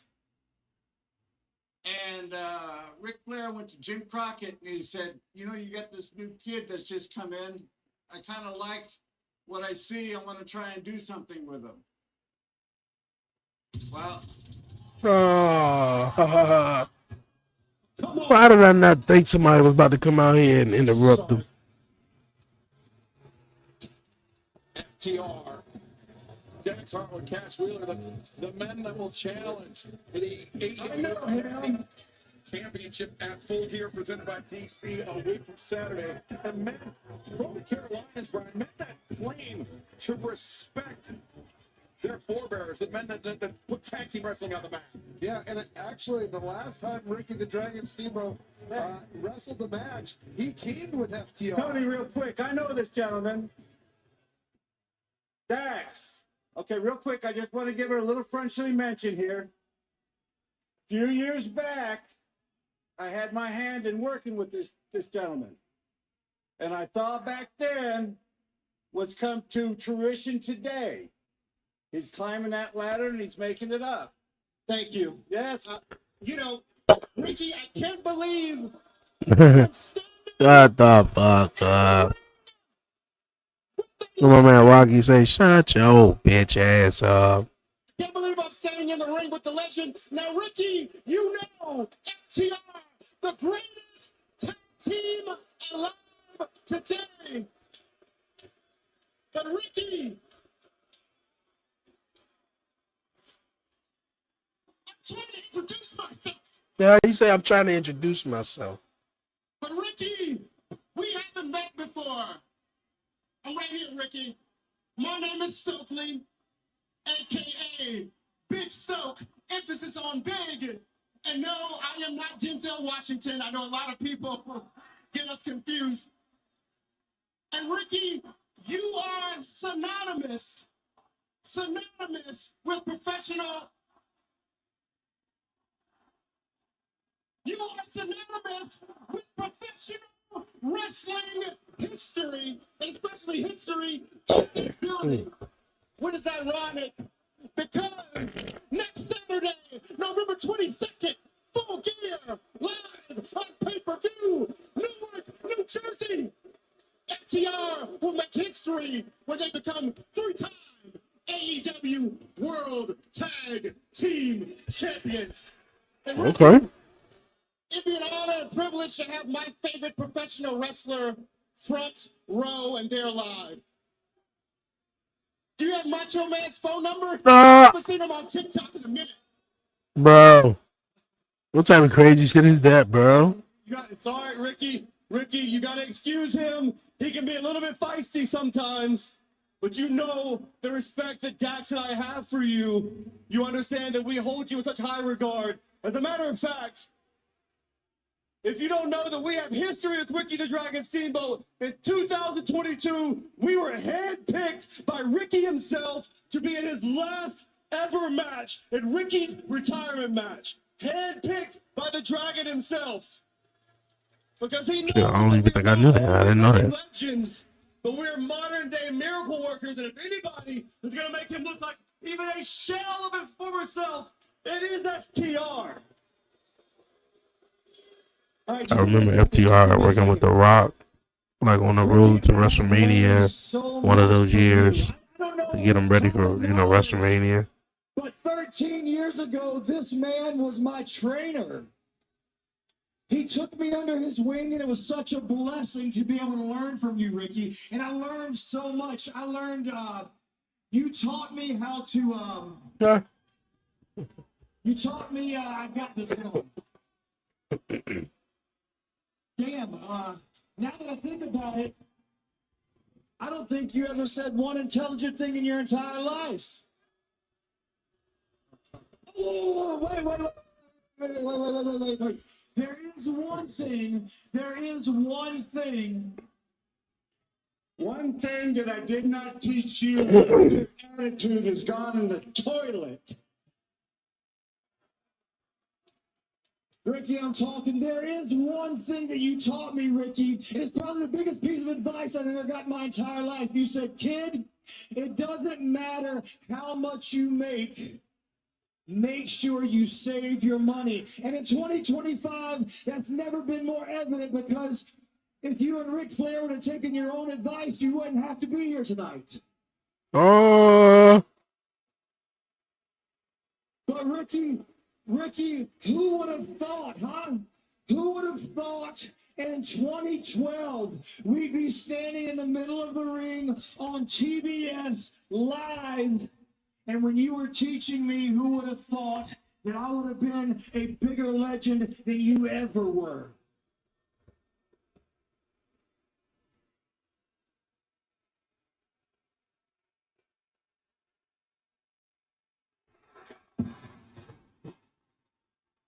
What you see, but he needs to be careful here.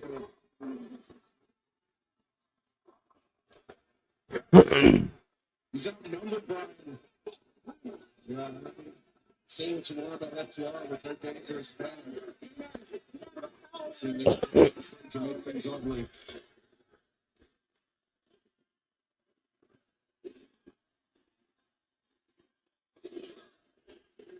you about to throw a bow at him, knocking him out.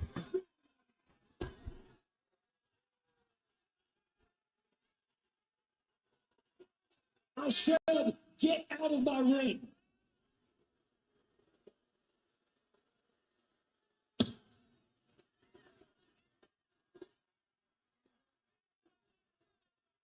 There's options here. Dangerous situation. Going back a few years, I would tell both of you to kiss my ass.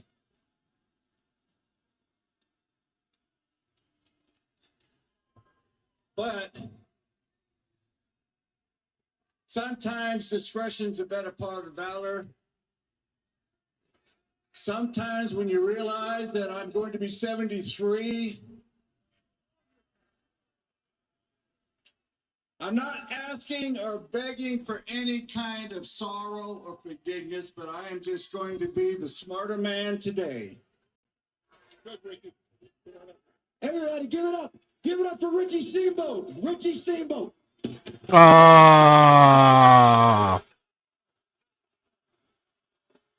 Oh, you gonna hit her with a power driver too? Somebody got to be coming out here to stop this. No. Brody King. Bandino.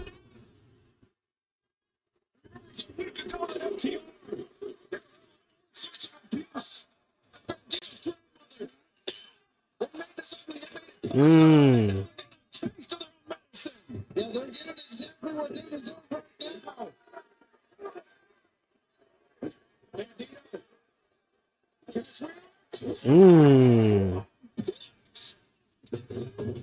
Oh. Oh. Okay, Ricky.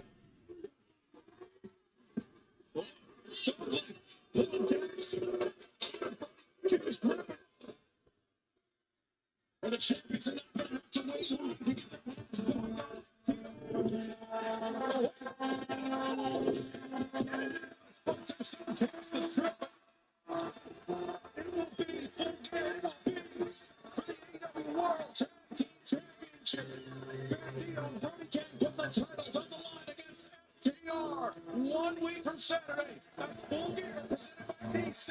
Live on pay-per-view on HBO Max. But coming up next, our main event, the men's blood and guts match. Jon Moxley leads the Death Riders into battling at Darby Allin, Mark Briscoe, Orange Cassidy, Roderick Strong, and Kyle O'Reilly. 1 cage, 2 rings, 3 words, blood and guts.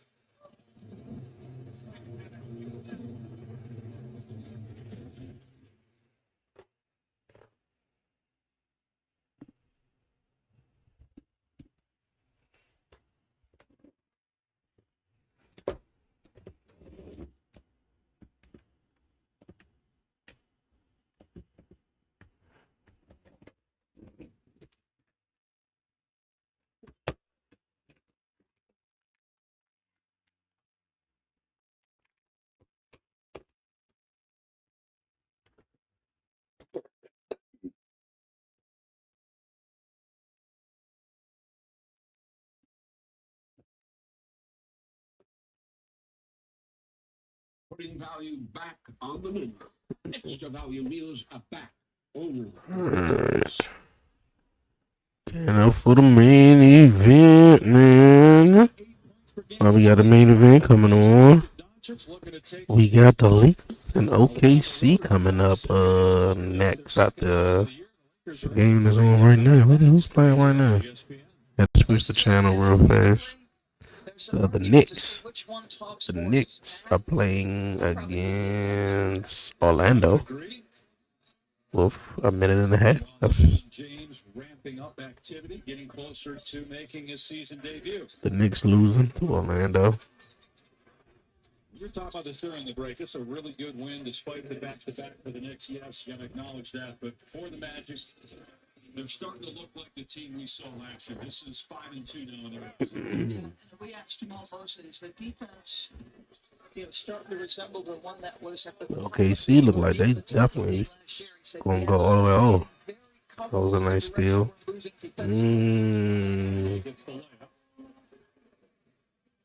Magic head home tonight. They'll play Brooklyn on And still got the lead up. Sunday. Then it's a 3-game homestand for the Magic. But they're back to 500. This is where they were last year, and they ended up making the playoffs for the second straight year. A 3-pointer by Jet Howard. Franz Wagner led the way with 28 points. He also had 9 rebounds, 22 for Bain to go with 8 assists. Jalen Brunson led the Knicks with 31. Towns at 15. For some of the complementary pieces, Bridges held to 6. Anunoby had just 8 and took only 4 shots.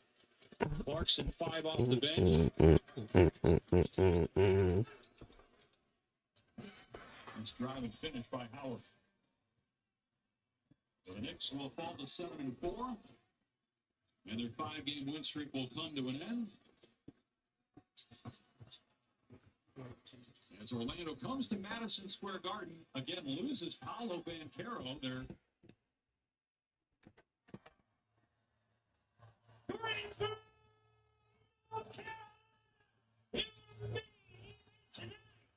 is the men's blood and guts match.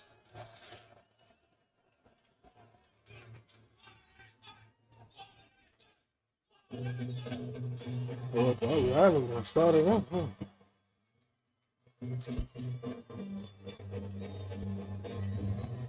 Introduce the first from Seattle, Washington, weighing 175 pounds. Darby!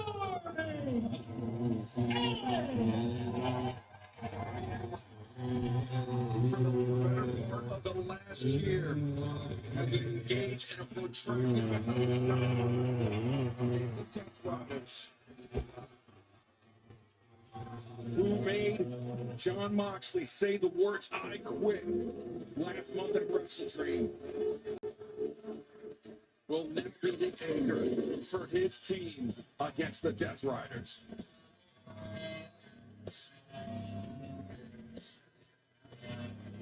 Willow. I mean, Willow. Willow. Yuta. Not Willow, but Willow Yuta, not Willow. Willow Yuta. Surprised on either side. I'm not surprised Darby Allin starts with his game. I'm not surprised John Moxley would send Wheeler Yuta out at the beginning. Why doesn't Moxley start? Well, are you not surprised because John Moxley showed his propensity to throw Wheeler Yuta right to the wall, suffer. Doesn't surprise me at all.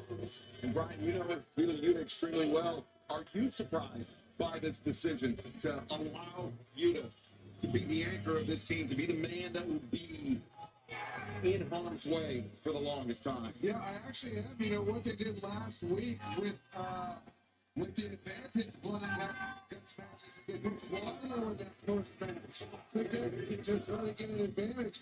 But I actually love this decision because that means Wheeler Yuta is going to be punished. A close tornado in this cage match. I can't wait. Talk about the advantage battles.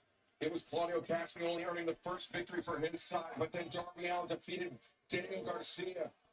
Oh, man, got his skateboard. Match. It was Robert Strong defeating John Moxley this past Saturday at Collision, but Darby Allin played seventh role. I thought she locked the door. For his team against the Death Riders is really good. If I remember, that's the part that Marie Shafir had that bit of music. Oh.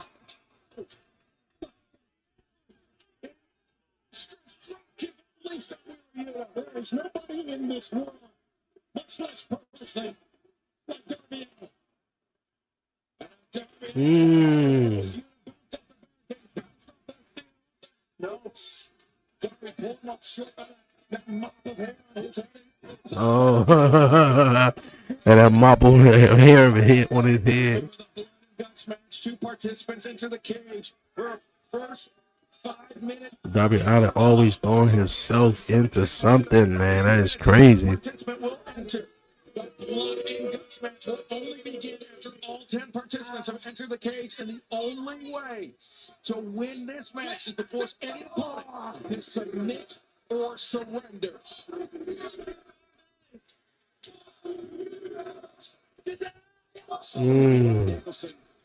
In a few years ago, might as well be another lifetime ago. Yeah, there shouldn't be no exceptions of letting anyone escape the cage. Even if the match begins, though, because I think that was one confusing thing with the women's match earlier in the night. When the match officially started, though, they still found a way to escape the cage through the holes of the scaffolding. That's all. That's on the side of the cage. That John Moxley has surrendered, but we've seen it a lot more recently. After a wrestle train with Darby Allin, made John Moxley say I quit. I think the first struggles with John Moxley began in Texas, the loss of the AEW Men's World Championship to Hangman Adam Page, and since then, John Moxley has been on a losing streak, unlike anything we have ever seen during his tenure in AEW. And I'm not too sure that concerns him. I really think if you take a look at this blood and guts match, John Moxley has been in 3 of them. So is Wheeler Yuta. So is Claudio Castagnoli. They know what to expect. And I don't think it surprised anyone that someone like who is incredibly can take so much punishment will be the first man in there. John Moxley has a vendetta against Darby Allin. Look at this. Oh, nice. That was a nice reversal, though. Got up there, did the coffin drop back, going to him. Remember, it was John Moxley, the Death Riders. They took Darby Allin out of action for the first half of this year, the first half of 2025, after throwing him down the steps back in New York. And now Darby. Sunset flip. Was going for that skateboard Darby brought into the ring, and Darby. Look at Darby, he's loosened the truck on a skateboard so the wheels pivot, but you get a good look at all those thumbtacks he's glued to the bottom. Wow. Yes. The skateboard and the tanks being driven into the head of Wheeler Yuta trying to cover up, but to no avail as Darby just puncturing the head. Some hardcore freaking sick shit, bro. Thumbtacks on the bottom of the skateboard. During the Blackpool Combat Club days, we put Wheeler Yuta through a lot. We never thought of putting thumbtacks You know, in he the bottom of said a you said you skateboard. deserve it though. And I agree with the fans. Wheeler Yuta deserves it. A low blow by Yuta. As he is the first man in the men's blood and guts match to be busted open and now drop Darby Allin down. You know, we talked about the history I did with Ricky Steamboat of this great venue in pro wrestling. Darby Allin, a big part of the history. 5, 4, Arena. 3, He was here 2, 1. if you'll recall, right here in Greensboro. Orange Cassidy And you need some help. coming out to save to help out Darby Allin. To the cage, another man. With a mentor to Wheeler Yuta. I mean, who very reluctantly announced that this would be a blood and guts battle. And bringing the back to the ring, staring locked eyes with Wheeler Yuta the entire way down the ring.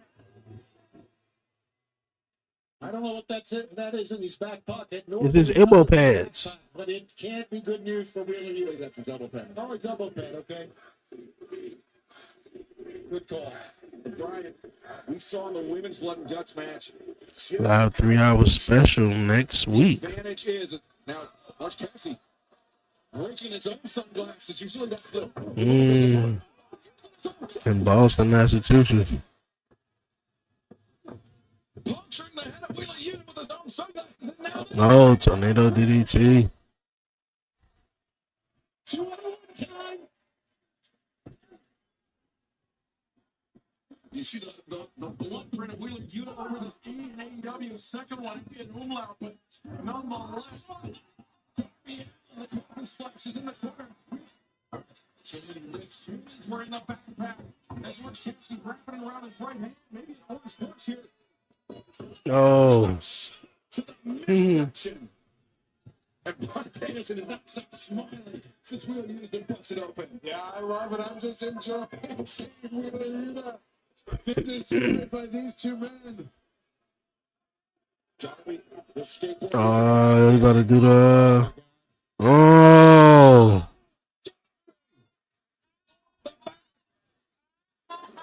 Wheeler Yuta. I feel like he barely got him, though. 3, 2, 1. No pinfalls. It's only submission or surrender. That's only after all 10 participants are in the match.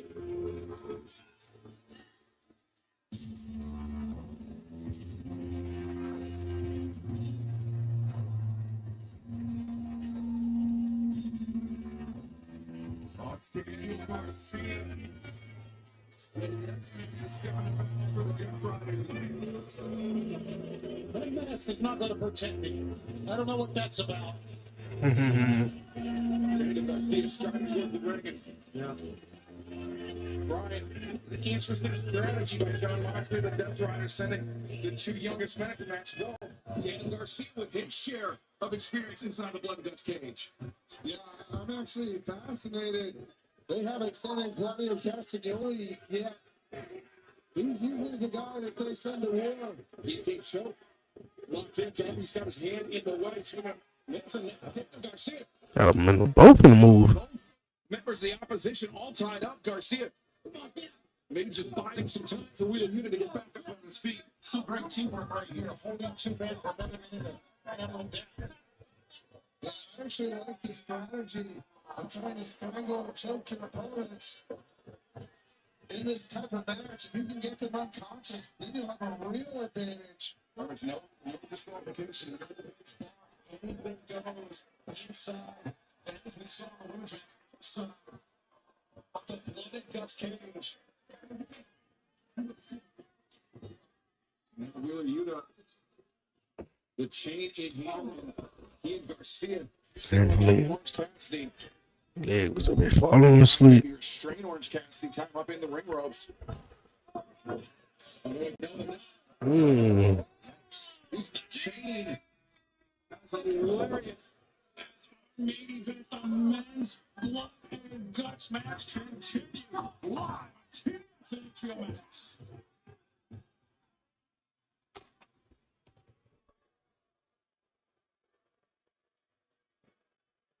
Orange Cassidy's had so many injuries throughout his career here at AEW. He has bounced back from each and every one of them. But it's never stopped at all. He's wrestled with injuries, Brian, as you know. You got to wrestle with injuries, you know more than anyone else. Yeah, I mean, it's your ability to come back from injuries that defines you. Right. And Orange Cassidy has done a great job of that. We just saw Daniel Garcia using his thumbs to gouge at Orange Cassidy's eyes. Now Daniel Garcia and Wheeler unit double team Darby Allin. As much as I dislike the two of them, they have proved to be a very effective tag team. Double hammer for Darby Allin into the ropes. Oh boy. Both run into each other. We're landing for Darby Allin, an effective one.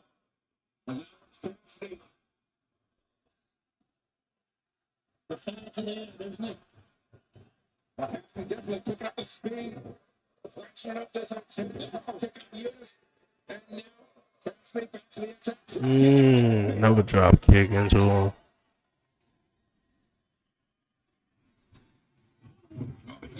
Knee straight to the midsection. Darby Allin picked up to his feet.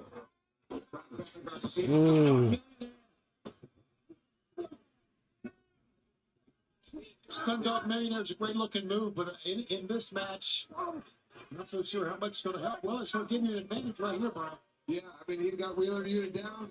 Coming off the top rope is Orange Cassidy. We'll see if he can be successful with this. Oh, Not at all.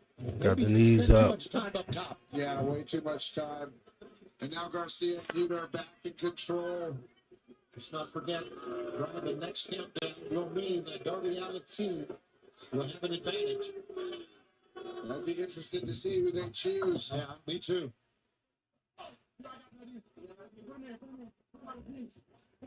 Garcia and Yuta. Million. We pointed out numerous times, typically, rivals are coalesced into a very formidable duo here.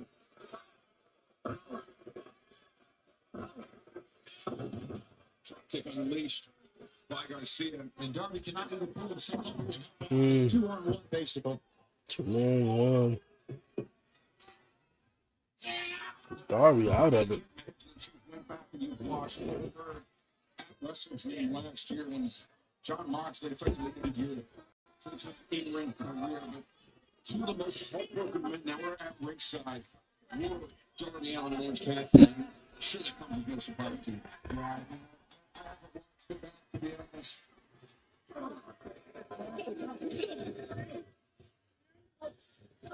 The blood and guts battle is underway tonight in our main event. Remember, the match can only officially begin until all 10 competitors are inside the ring. Right now, it's Darby Allin and Orange Cassidy, the team with the advantage.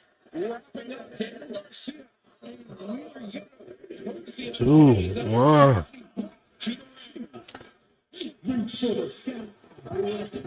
2-1. Briscoe.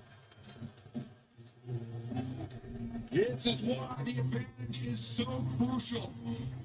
Darby Allin and Orange Cassidy about to be backed up by Mark Briscoe. I can't think of a better man. Oh, somebody attacked him backstage. Like this, Brian. Yeah, I mean, he's fighting in every situation imaginable. Mark Briscoe is double tough and is not somebody who's going to quit. Well, wait a second. A situation is unfolding in the back. Low blows there. Renee Paquette, can you please give us an update if possible? Guys, I'm trying to figure out what's happened. Why Mark Briscoe's not made his way out to the ring. Guys, I have no idea. I've heard he's in here. I'm not sure. What happened? What happened? What are we going to do? I'll go. I'm sure? Yeah. See you out there. Okay, so we're going to have an extra member, or is Mark Briscoe still going to go at it? Mark Strong. Still electing to take Mark Briscoe's place to buy some time.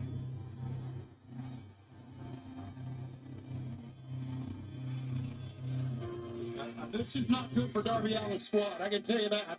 it's pretty obvious, that statement, but it's not. Robert Strong knows what he was planned on entering this match, Brian, but now having to head into The Messiah of the backbreaker. from the decision. Yeah, I mean, Roger Strong coming in like a house of fire. He beat John Moxley on Saturday on Collision. Oh, he did. Disadvantage. And Robert Strong making the most of the advantage here, taking out Garcia. Shit, wasn't that long, was it? Wheeler I should have Yuta. watched it, maybe. He's got both of the Death Riders all lined up. Covered. That's Yuta driven up the Garcia's face. That's what's up. That's what's up. Arm out that could have broken your arm that time, as well as the catch down. Robert Strong to the outside. Get my dude. As you mentioned, the clock counting out. We get all the way out here for that On the steel chair. chair. Oh, that's crazy, bro. Now the next member of the Death Riders. Oh, brother. Emissary of violence for the Death Riders. Claudio Castagnoli, the man who Brian Danielson was picking it, would have been the anchor for the team. But now a man who won completely attended once again could neutralize Robert Strong. Yeah, this is his third. He did Claudio's third match of Bloody Guts.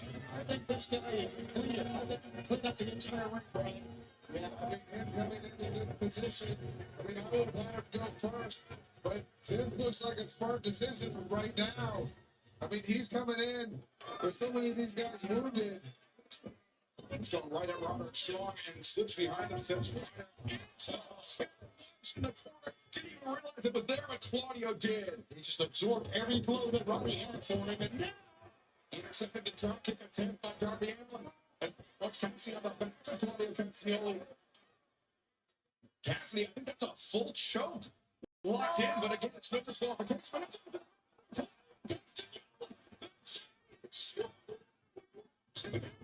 Jimmy's version of Superman. How about that? Unbelievable. Yeah, I mean, you saw so many other people come into this match with weapons. Claudio Castagnoli did not, because he doesn't need one. Claudio Castagnoli is the weapon. The second ring. It's amazing. We saw that the women's Flying across the second ring. what they will put their body through.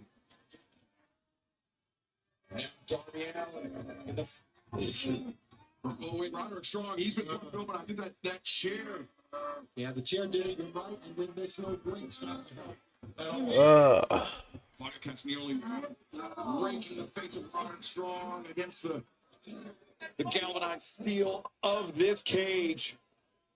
Yeah, because of Claudio's experience in these blood and guts matches, he knows the best way to grind people down without wearing yourself out too much. Daniel Garcia with the surfboard on top. To the African Darby may have just had his jaw broken by Claudio Castagnoli. John Burker looks like he's grabbing his nose. Either way, Darby. 3, 2, 1.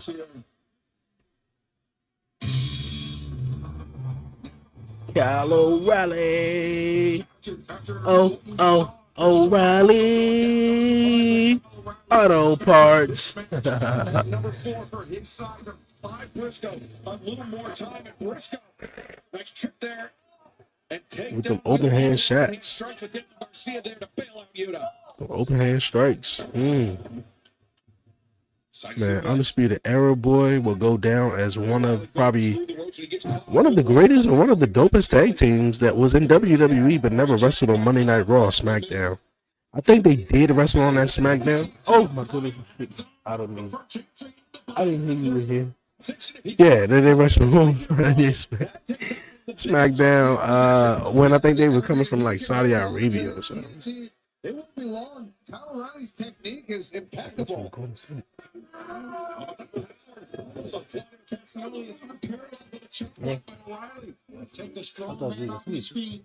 Good move. Speaking of strong man, Roddy comes in with a flying knee strike, and now he and O'Reilly. Castagnoli.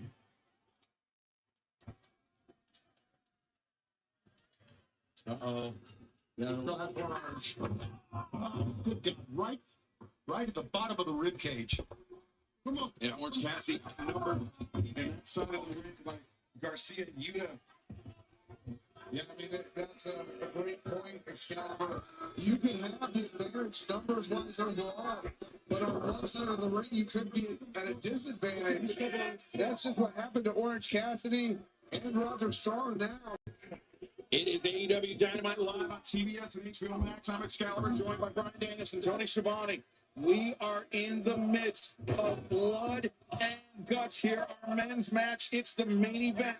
And it will not officially begin until all 10 competitors are All 10? steel cage right So did the now. women have Unlimited. 6-on-6 and the men had 5-on-5? In this wonderful venue, this is one of the most violent nights these fans, who've been great wrestling fans through the decades, have ever seen. I guess for timing wise, I guess they couldn't do 2 6-on-6. Trying to drive Roddy Strong into that steel chair. Now the superplex onto the chair. So we got Claudio out here, Willow, and Daniel Garcia. Oh, there's only 2 more for him from his side. Orange Cassidy, Roger Strong, and Kyle O'Reilly. So we still and Darby Allin out here as well. So Darby Allin, Kyle O'Reilly, Roger Strong. Guts main event continues live on TBS and HBO Max.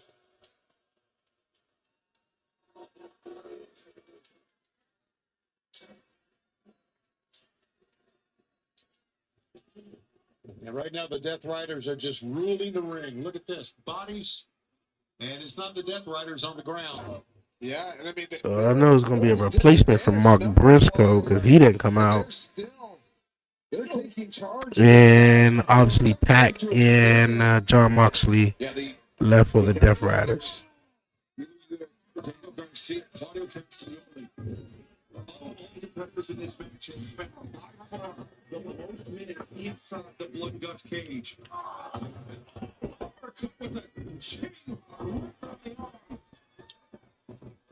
Well, now, oh, look at this Yuta transitioning around Orange Cassidy. That's some strength right there. Yuta scoops up driver, center of the ring. And it's taunting slaps to the face of his former mentor. Look in the background, and Roddy trying to pull himself up, Kyle trying to pull himself up, and now Stereo hammering ankle elbows. Injury to Orange Cassidy, insult to our broadcast partner Brian Danielson. Yeah, I mean those are horrible. I mean it's really bad when you get the point of the elbow right down on the clavicle for both sides. That could be a really dangerous proposition for Orange Cassidy. I mean, the Death Riders here at a disadvantage. I mean, I'm honestly a little shocked. I think it's because, Brian, that the Death Riders have employed the weapons, the plunder, so to speak. You said disadvantage? Hold on, wait a minute. So it's just Claudio and Willow Yuta? And Daniel Garcia. Yeah, I mean, So I don't really see no difference. It's 3-on-3 steel cable. for the moment. Now his eyes are blinking a little bit here. I mean, the lights may be on, Tony, but there might not be anybody home. Yeah, and this is why the Death Riders have the advantage. They are taking people out individually. Here's another one. Catapult coming. Yeah. This advantage, I think, you can lay purely to the idea of their strategy coming in and the experience. I'm in that book bag, too. I mean, you look at somebody like Kyle O'Reilly, who's mostly a technician. Yeah, this is unfamiliar territory for Kyle O'Reilly, but he's still doing his best. He has targeted Claudio Castagnoli. I think he realized that Claudio Castagnoli represents the biggest jeopardy for his side, for O'Reilly's side in this match, and it is incumbent upon Kyle O'Reilly to neutralize Claudio Castagnoli as efficiently as possible. You're right, Excalibur.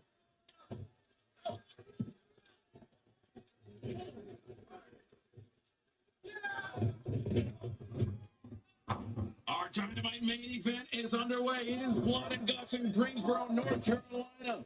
We are waiting for all 10 men to enter the ring for our main event to officially begin. From that point on, it will be only submission or surrender. But until then, it is carnage personified. Let's keep in mind one of the 10 men is Going right into the cage. Mark Briscoe, who is down in the back, and we still don't know anything about. You know what his smacks on, though, I can tell you that. We can only speculate at this point, Tony, but we do know for certain the next man to enter the cage will be a member of the Death Riders. Pat. Oh, John Moxley. John Moxley. I gotta say that because I'm surprised. I thought John Moxley would have I thought he would have came out last too. Electing to back cleanup to come in. Number 4 for the Death Riders. Perhaps a pivot for the Death Riders, Tony. Maybe Moxley is watching from the back. He saw how big leader the opposition is, and he's picking his spot right now. I think that's exactly what happened. The attack on Mark Briscoe. The hell, he got box cutters in his hand or something? Moxley with the fork in his hand. Oh, fork. Oh, Lord. He's a freaking maniac, is what it is. Relentlessly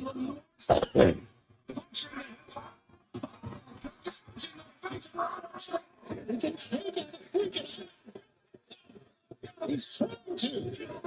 Yeah, that's right, Tony. I thought that fork went straight into Roderick Strong's eye. Oh, my goodness. Did he stab him with the fork in the back, though?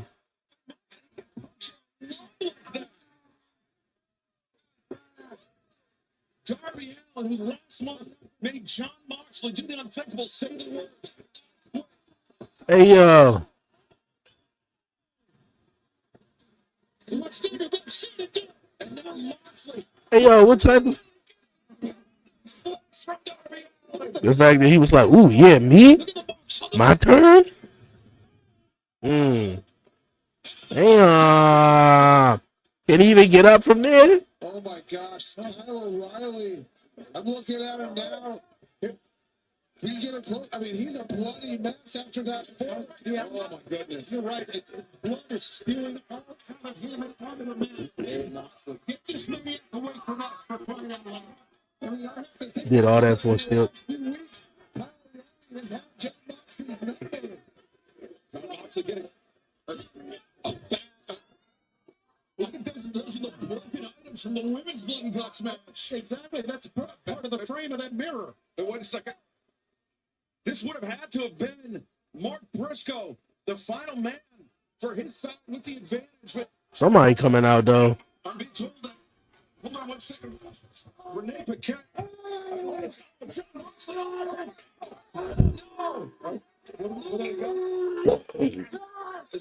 Moxley gouging Colorado. Renee Paquette with an update. Renee, what do you got? Thanks, guys. And outside our medical offices right now, and Mark Briscoe is still being tended to. I don't have any diagnosis, but I can confirm the attacks on Briscoe came from the Don Callis family, and it is not seeming likely that he will be participating in Blood and Guts tonight, making this match a 5-4 advantage for the Death Riders. Wow, late breaking news from Renee Paquette. Oh, that's crazy. Somebody gonna come out to fill this position. Moxley the offer to take out Mark Briscoe. That's why I knew when he was down, it smacked of the Don Callis family, and it's been confirmed by Renee. I'm trying to think of who it could be. Only person I'm thinking of is like MJF. John Moxley, you see the remnants of the women's Blood and Guts match. Now laid out, it will be 5-on-4, so the advantage for Briscoe's team has been. Or is it gonna be Sting? He gonna come out of retirement and wrestle here. Broken glass, broken mirror. It's gone worse from neutralized. They're now at a disadvantage. Garcia and Jon Moxley. For God's sake.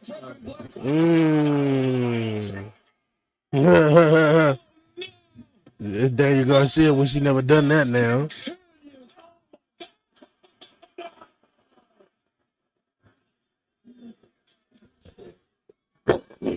Oh, God. Look at the back. I mean, let's take a list of what has happened to Darby. He's had a fork ripped on his back as you take a look at Kyle, and now he's been contributing to glass on that back. Holy smokes. Sometimes I wonder how far these guys will go, Brian, and I think we're seeing it right now. I'm not.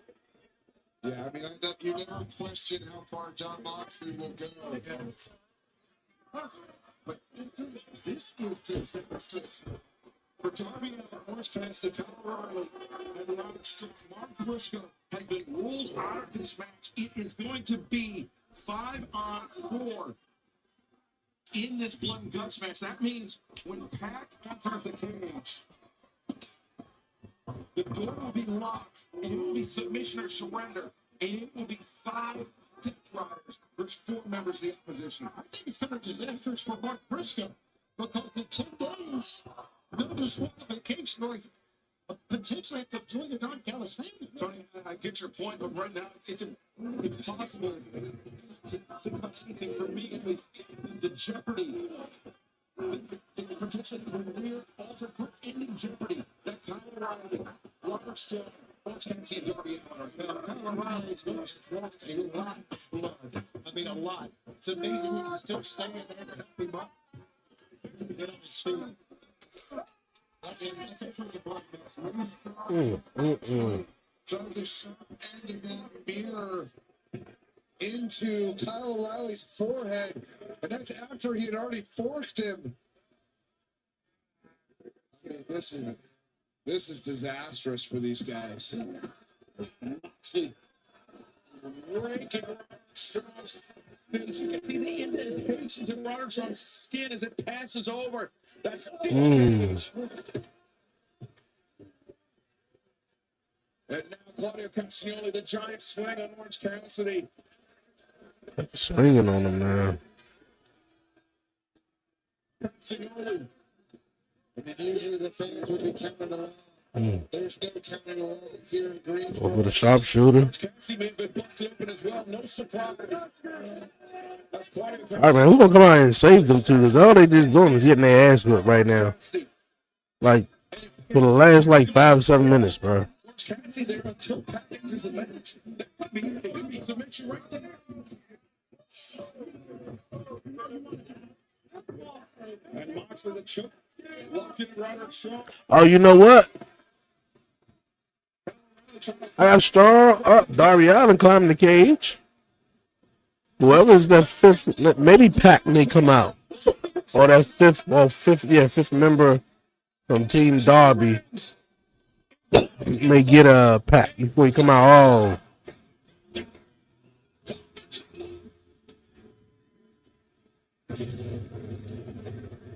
As the fifth man for the Death Riders about to make his way to the ring.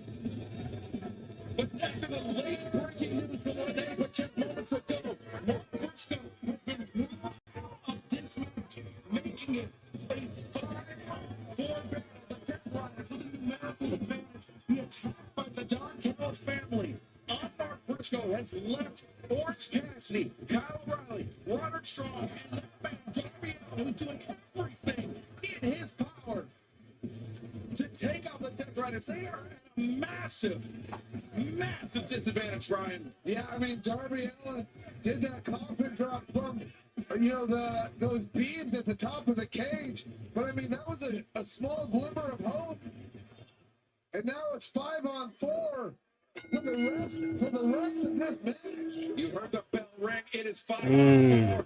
It is submission or surrender from here on out. The cage door is being locked shut. Yeah, one of the greatest athletes in the world is the precious man right now, and that's Pac. Kyle O'Reilly. He's He's trying to everything in his power to fight off Pac, but O'Reilly has lost buckets of blood, as you can see the evidence, the DNA all over the face. Look like Scott Blue from the earlier match. Takes the cake right there. Jim Moxley on the other side was talking to the referee, saying, make sure the door's locked. He wants to make sure. You didn't have the referee's key in his hand. The key, he stuck it in his trunks. Wow. The Death Riders, they want the opposition. They want these four men locked in this cage with no relief, no recourse. Yeah, listen, WWE squad, if you can call it that, is getting their ass handed to them. That's all there is to it. And this is all made possible, Brian, by Don Callis and the attack on Mark Briscoe. Yeah, I mean, I would say that's true. Only people I can think of in a way is Kenny Omega, MJF. Taking advantage when they can. I mean, Mark Briscoe, there's certainly Mark Briscoe would help. Man, Pac and Claudio Sting. locked inside the Blood and Guts cage. They were on the Obviously, you know, he retired, but hey, it did not who knows? end well for them tonight, but something tells me tonight they will be a more cohesive unit. They will be on the same page as the bastard built up stuff. I was about to say how many times he gonna run the ropes before you clothesline him, though. On Saturday night, we're live in Erie, Pennsylvania, Collision on TNT. You see one of the matches already signed. That's 1 week from tonight. Oh, there you go.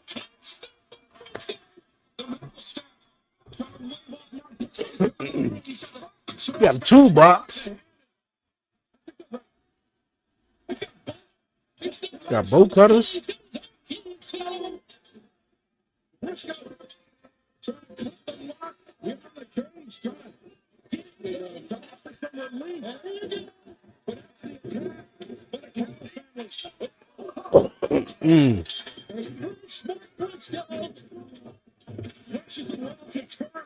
Oh.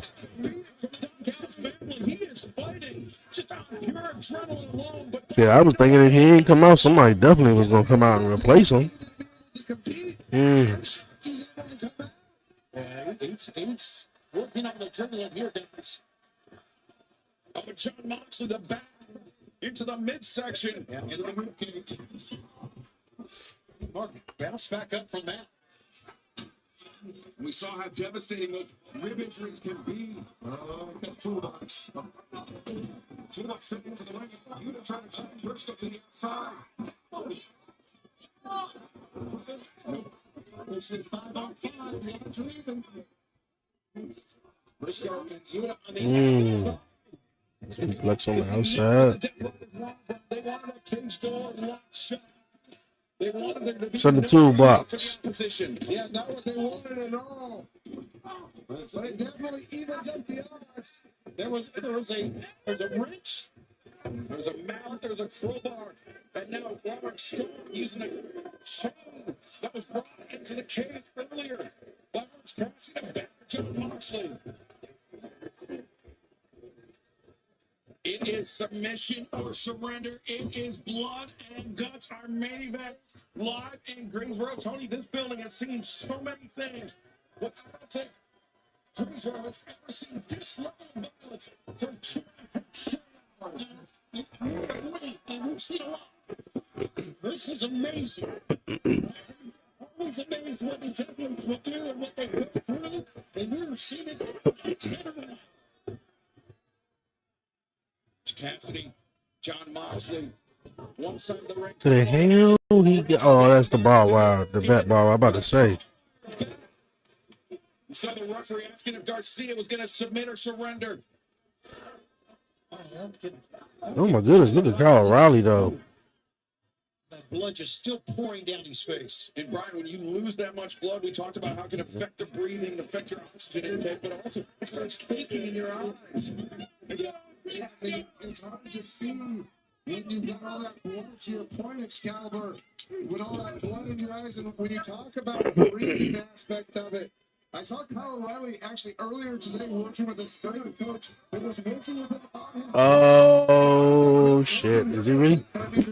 Is he really thinking about this? It's going to be tough, and also the dizziness. Mark Briscoe, he took a look up to the top of the cage. Yes, he did. Before he placed Wheeler Yuta on that table, and I'm sure Daniel Garcia, he noticed that look as well. Suplex on the floor. Well, that get a chance. Mark Briscoe's going to go up top. Mark Briscoe's a crazy man. Yes, he is. And that's what you want.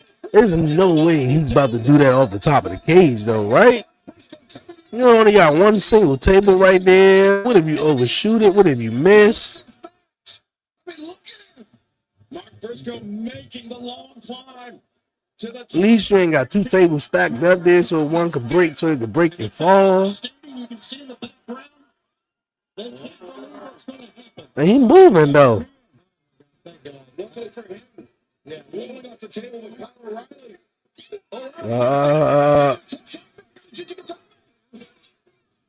That's it. He can submit on the outside. He can use it for his team. But Garcia, he counters. Oh, Mark Briscoe is up on the top of the cage with a Wheeler Yuta. Briscoe. Pulling it out. That's main event. So much danger there. You can fall. You can the cage. You can As much as I dislike Wheeler Yuta, I don't want to see him thrown off the cage. Let's see anybody come up the game. Yeah, I mean, we've seen it before. We've seen how devastating it can be with Briscoe. A knee hook. Now, it looks like it's. That's a carabiner. Yeah, that's what it is. Good call. What? Briscoe off? He wants it. It's the ring. Holy hell. It's not fair. You get all those chairs and Briscoe. Bring the chairs to the top of the cage. The chairs are getting stuck. The chairs are getting stuck on the jump, though. He's got to reach over to get Yeah. He got to reach over to get him. Oh, there you go. Necessity is the mother of all invention, but He's a man who loves to use the chairs, as we've seen before. but inadvertently he slid one. Okay, all this time, Willow Yuta, him taking the chairs apart, you could have, like, got on him, though. Look at this. You can see on the right side here.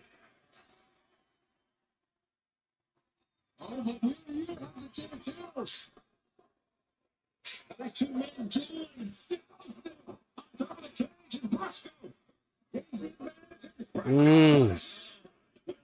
Yeah, shut down between Mark Briscoe and Wheeler Yuta. Mark Briscoe wins it 10 out of 10 times.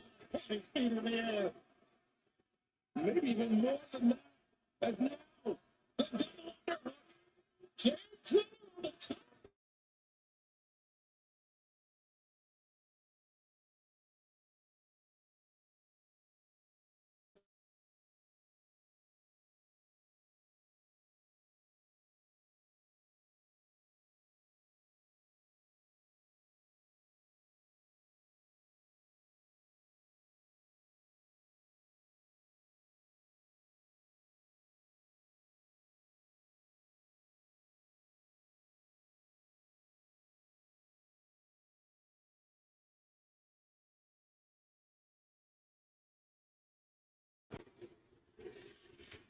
My God. We're taking a break. Those guys are not. The toolbox that Mark Briscoe brought in. Now the Death Riders surveying it.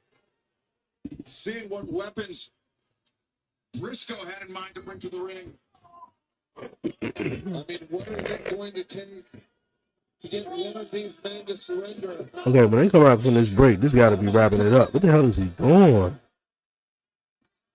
He squeezed on the ear of Kyle O'Reilly. Kyle O'Reilly already has those cauliflower ears, and Jeez, he's gonna have to be really patched up after this is over. I mean, how many people are going to be? Yeah, You can't even stand. After this, Say 10 out of 10.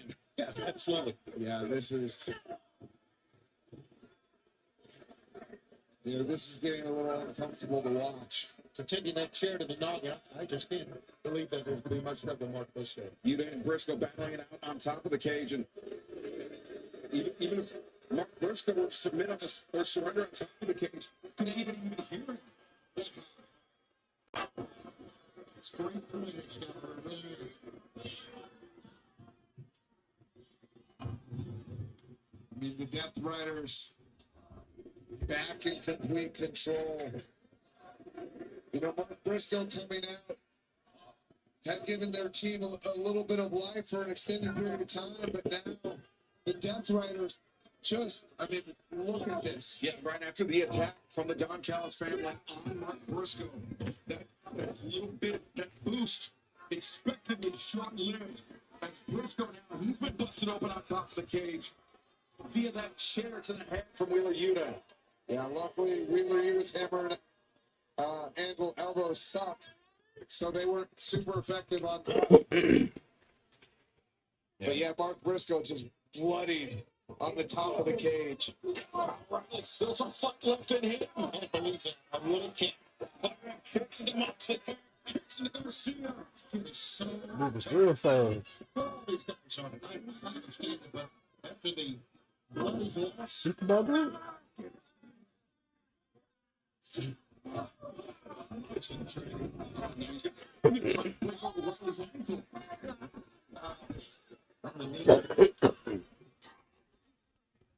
You hear the choke, the gargle of Colorado.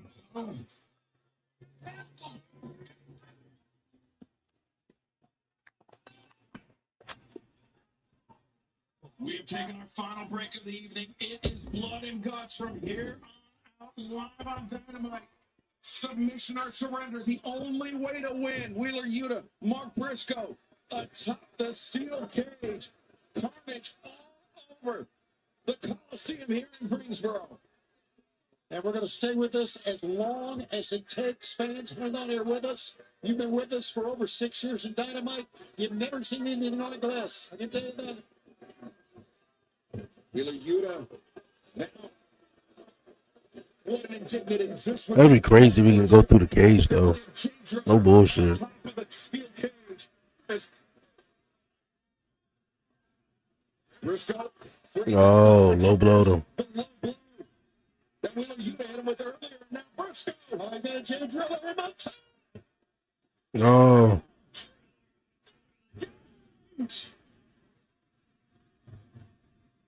I didn't get a run for it.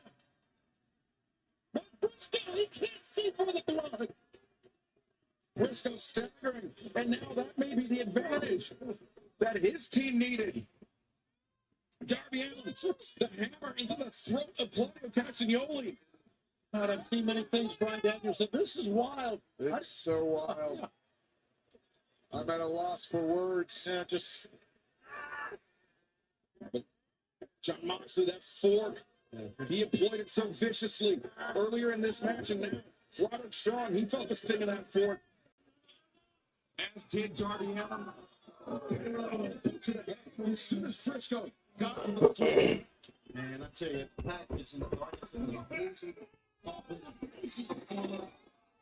The final man to enter the ring for the Death Riders by the last is fresh.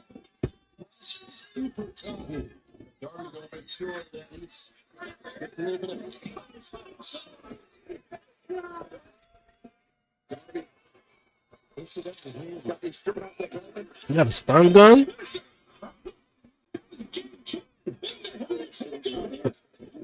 The mercenary get the reinforcements. I think he was stuck on his hands. He taking away Darby. Now it's back to a 5-on-4. He's a member of the New Japan Pro Wrestling roster, but he's a man that has been brought in by John Moxley as a mercenary. Good call. Mercenary is the right word. Punch chest and defiant as ever. With Garcia. Garcia releases the choke.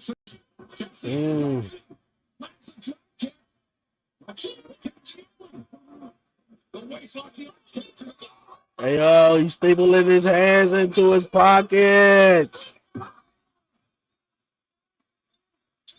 Yo.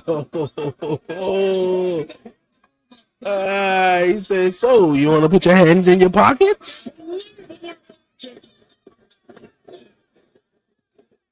What the fuck are they doing here? Well, you can see back up top, Darby is being choked. Yeah, belt. Oh, no. Looks like a belt. Right?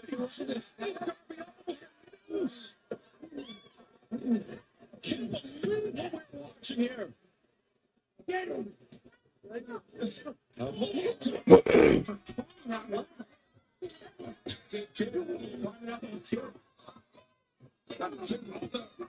That staging element, but now. Kid, where's Kid going? I don't know. He's got some purpose. Here he comes. Is he about to set it on fire? I can only assume that's lighter fluid or gasoline. Can someone stop this? It's the only way to start. It's just to submit or surrender. You know, that's how Darby Allin won last year by throwing the light. Just set it on fire. Look at this about time. Yo.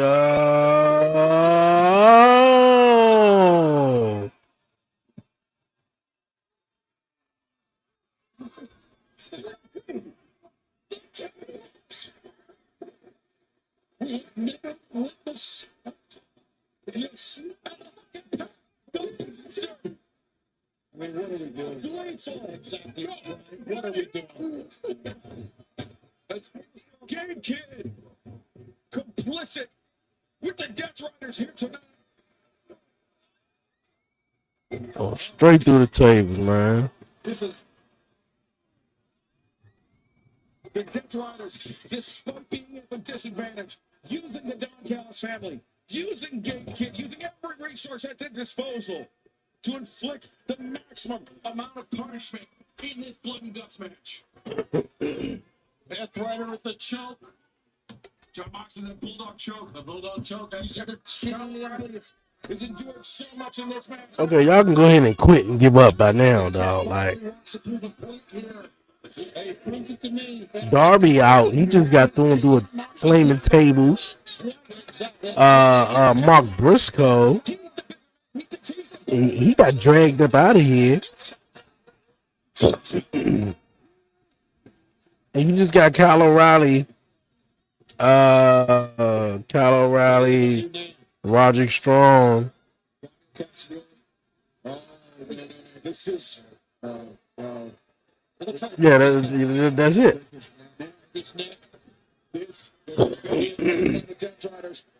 Oh, and Orange Cassidy here with his hands still stapled to his pockets.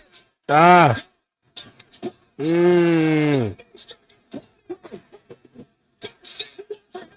look like we about to have a comeback here. Oh, look, Mark Briscoe right there, suplex through the table. Look like we about to have a comeback from the baby faces. Oh, the tables didn't. The tables don't want to break tonight.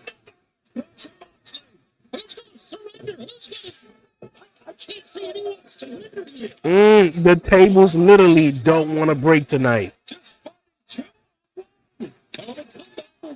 That barely broke. and now Orange Cassidy. That right hand raised high. There we go. John Moxley. That one table in the women's match barely even wanted to break.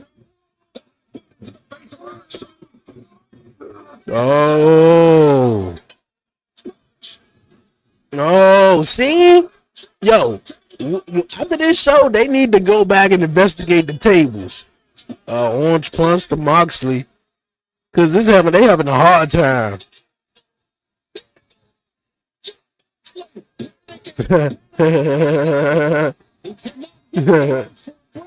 He is trying to escape by any means necessary. Oh, they got that table to break, huh? John Moxley is reminding me of Triple H, bro. Anytime he got put in a submission hold, bro, he was freaking out. Oh, but it's no submission, though. Armbar. Oh, into the leg, John. Oh, back to the ankle lock. God damn. Oh, and he sat down with it. And he swirled around in all the glass. Come on, surrender, tap out or something. There you go. That was a hell of a comeback.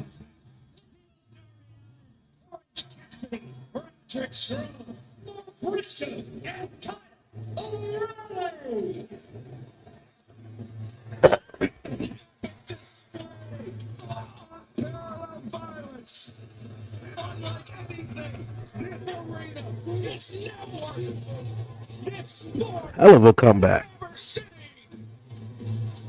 What a man from top to bottom. I've seen enough to know I've seen too much. I'm telling you, man, they got to do something about them tables. I know that's going to be like, yo, what was up with the tables tonight? The one spot, I believe, with the women's jump, that table didn't break. It barely broke when she did it the second time. Everybody going through the tables, man, just seemed like it did not want to break.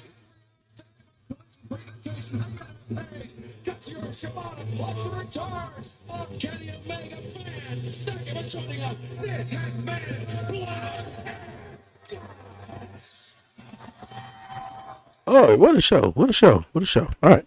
It was long. One of the longer Dynamites. Normally, they kind of like split it in half, do a Dynamite, and then do like a collision or do that battle for the belts, which they haven't did that in a while. But that was cool.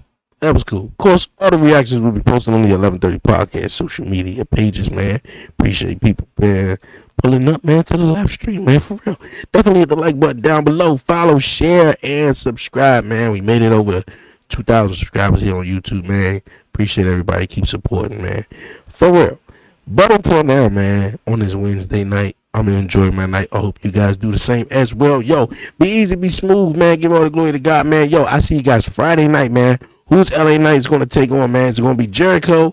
Is it going to be Dolph Ziggler? Is it going to be Joe Hendry? Who knows, man?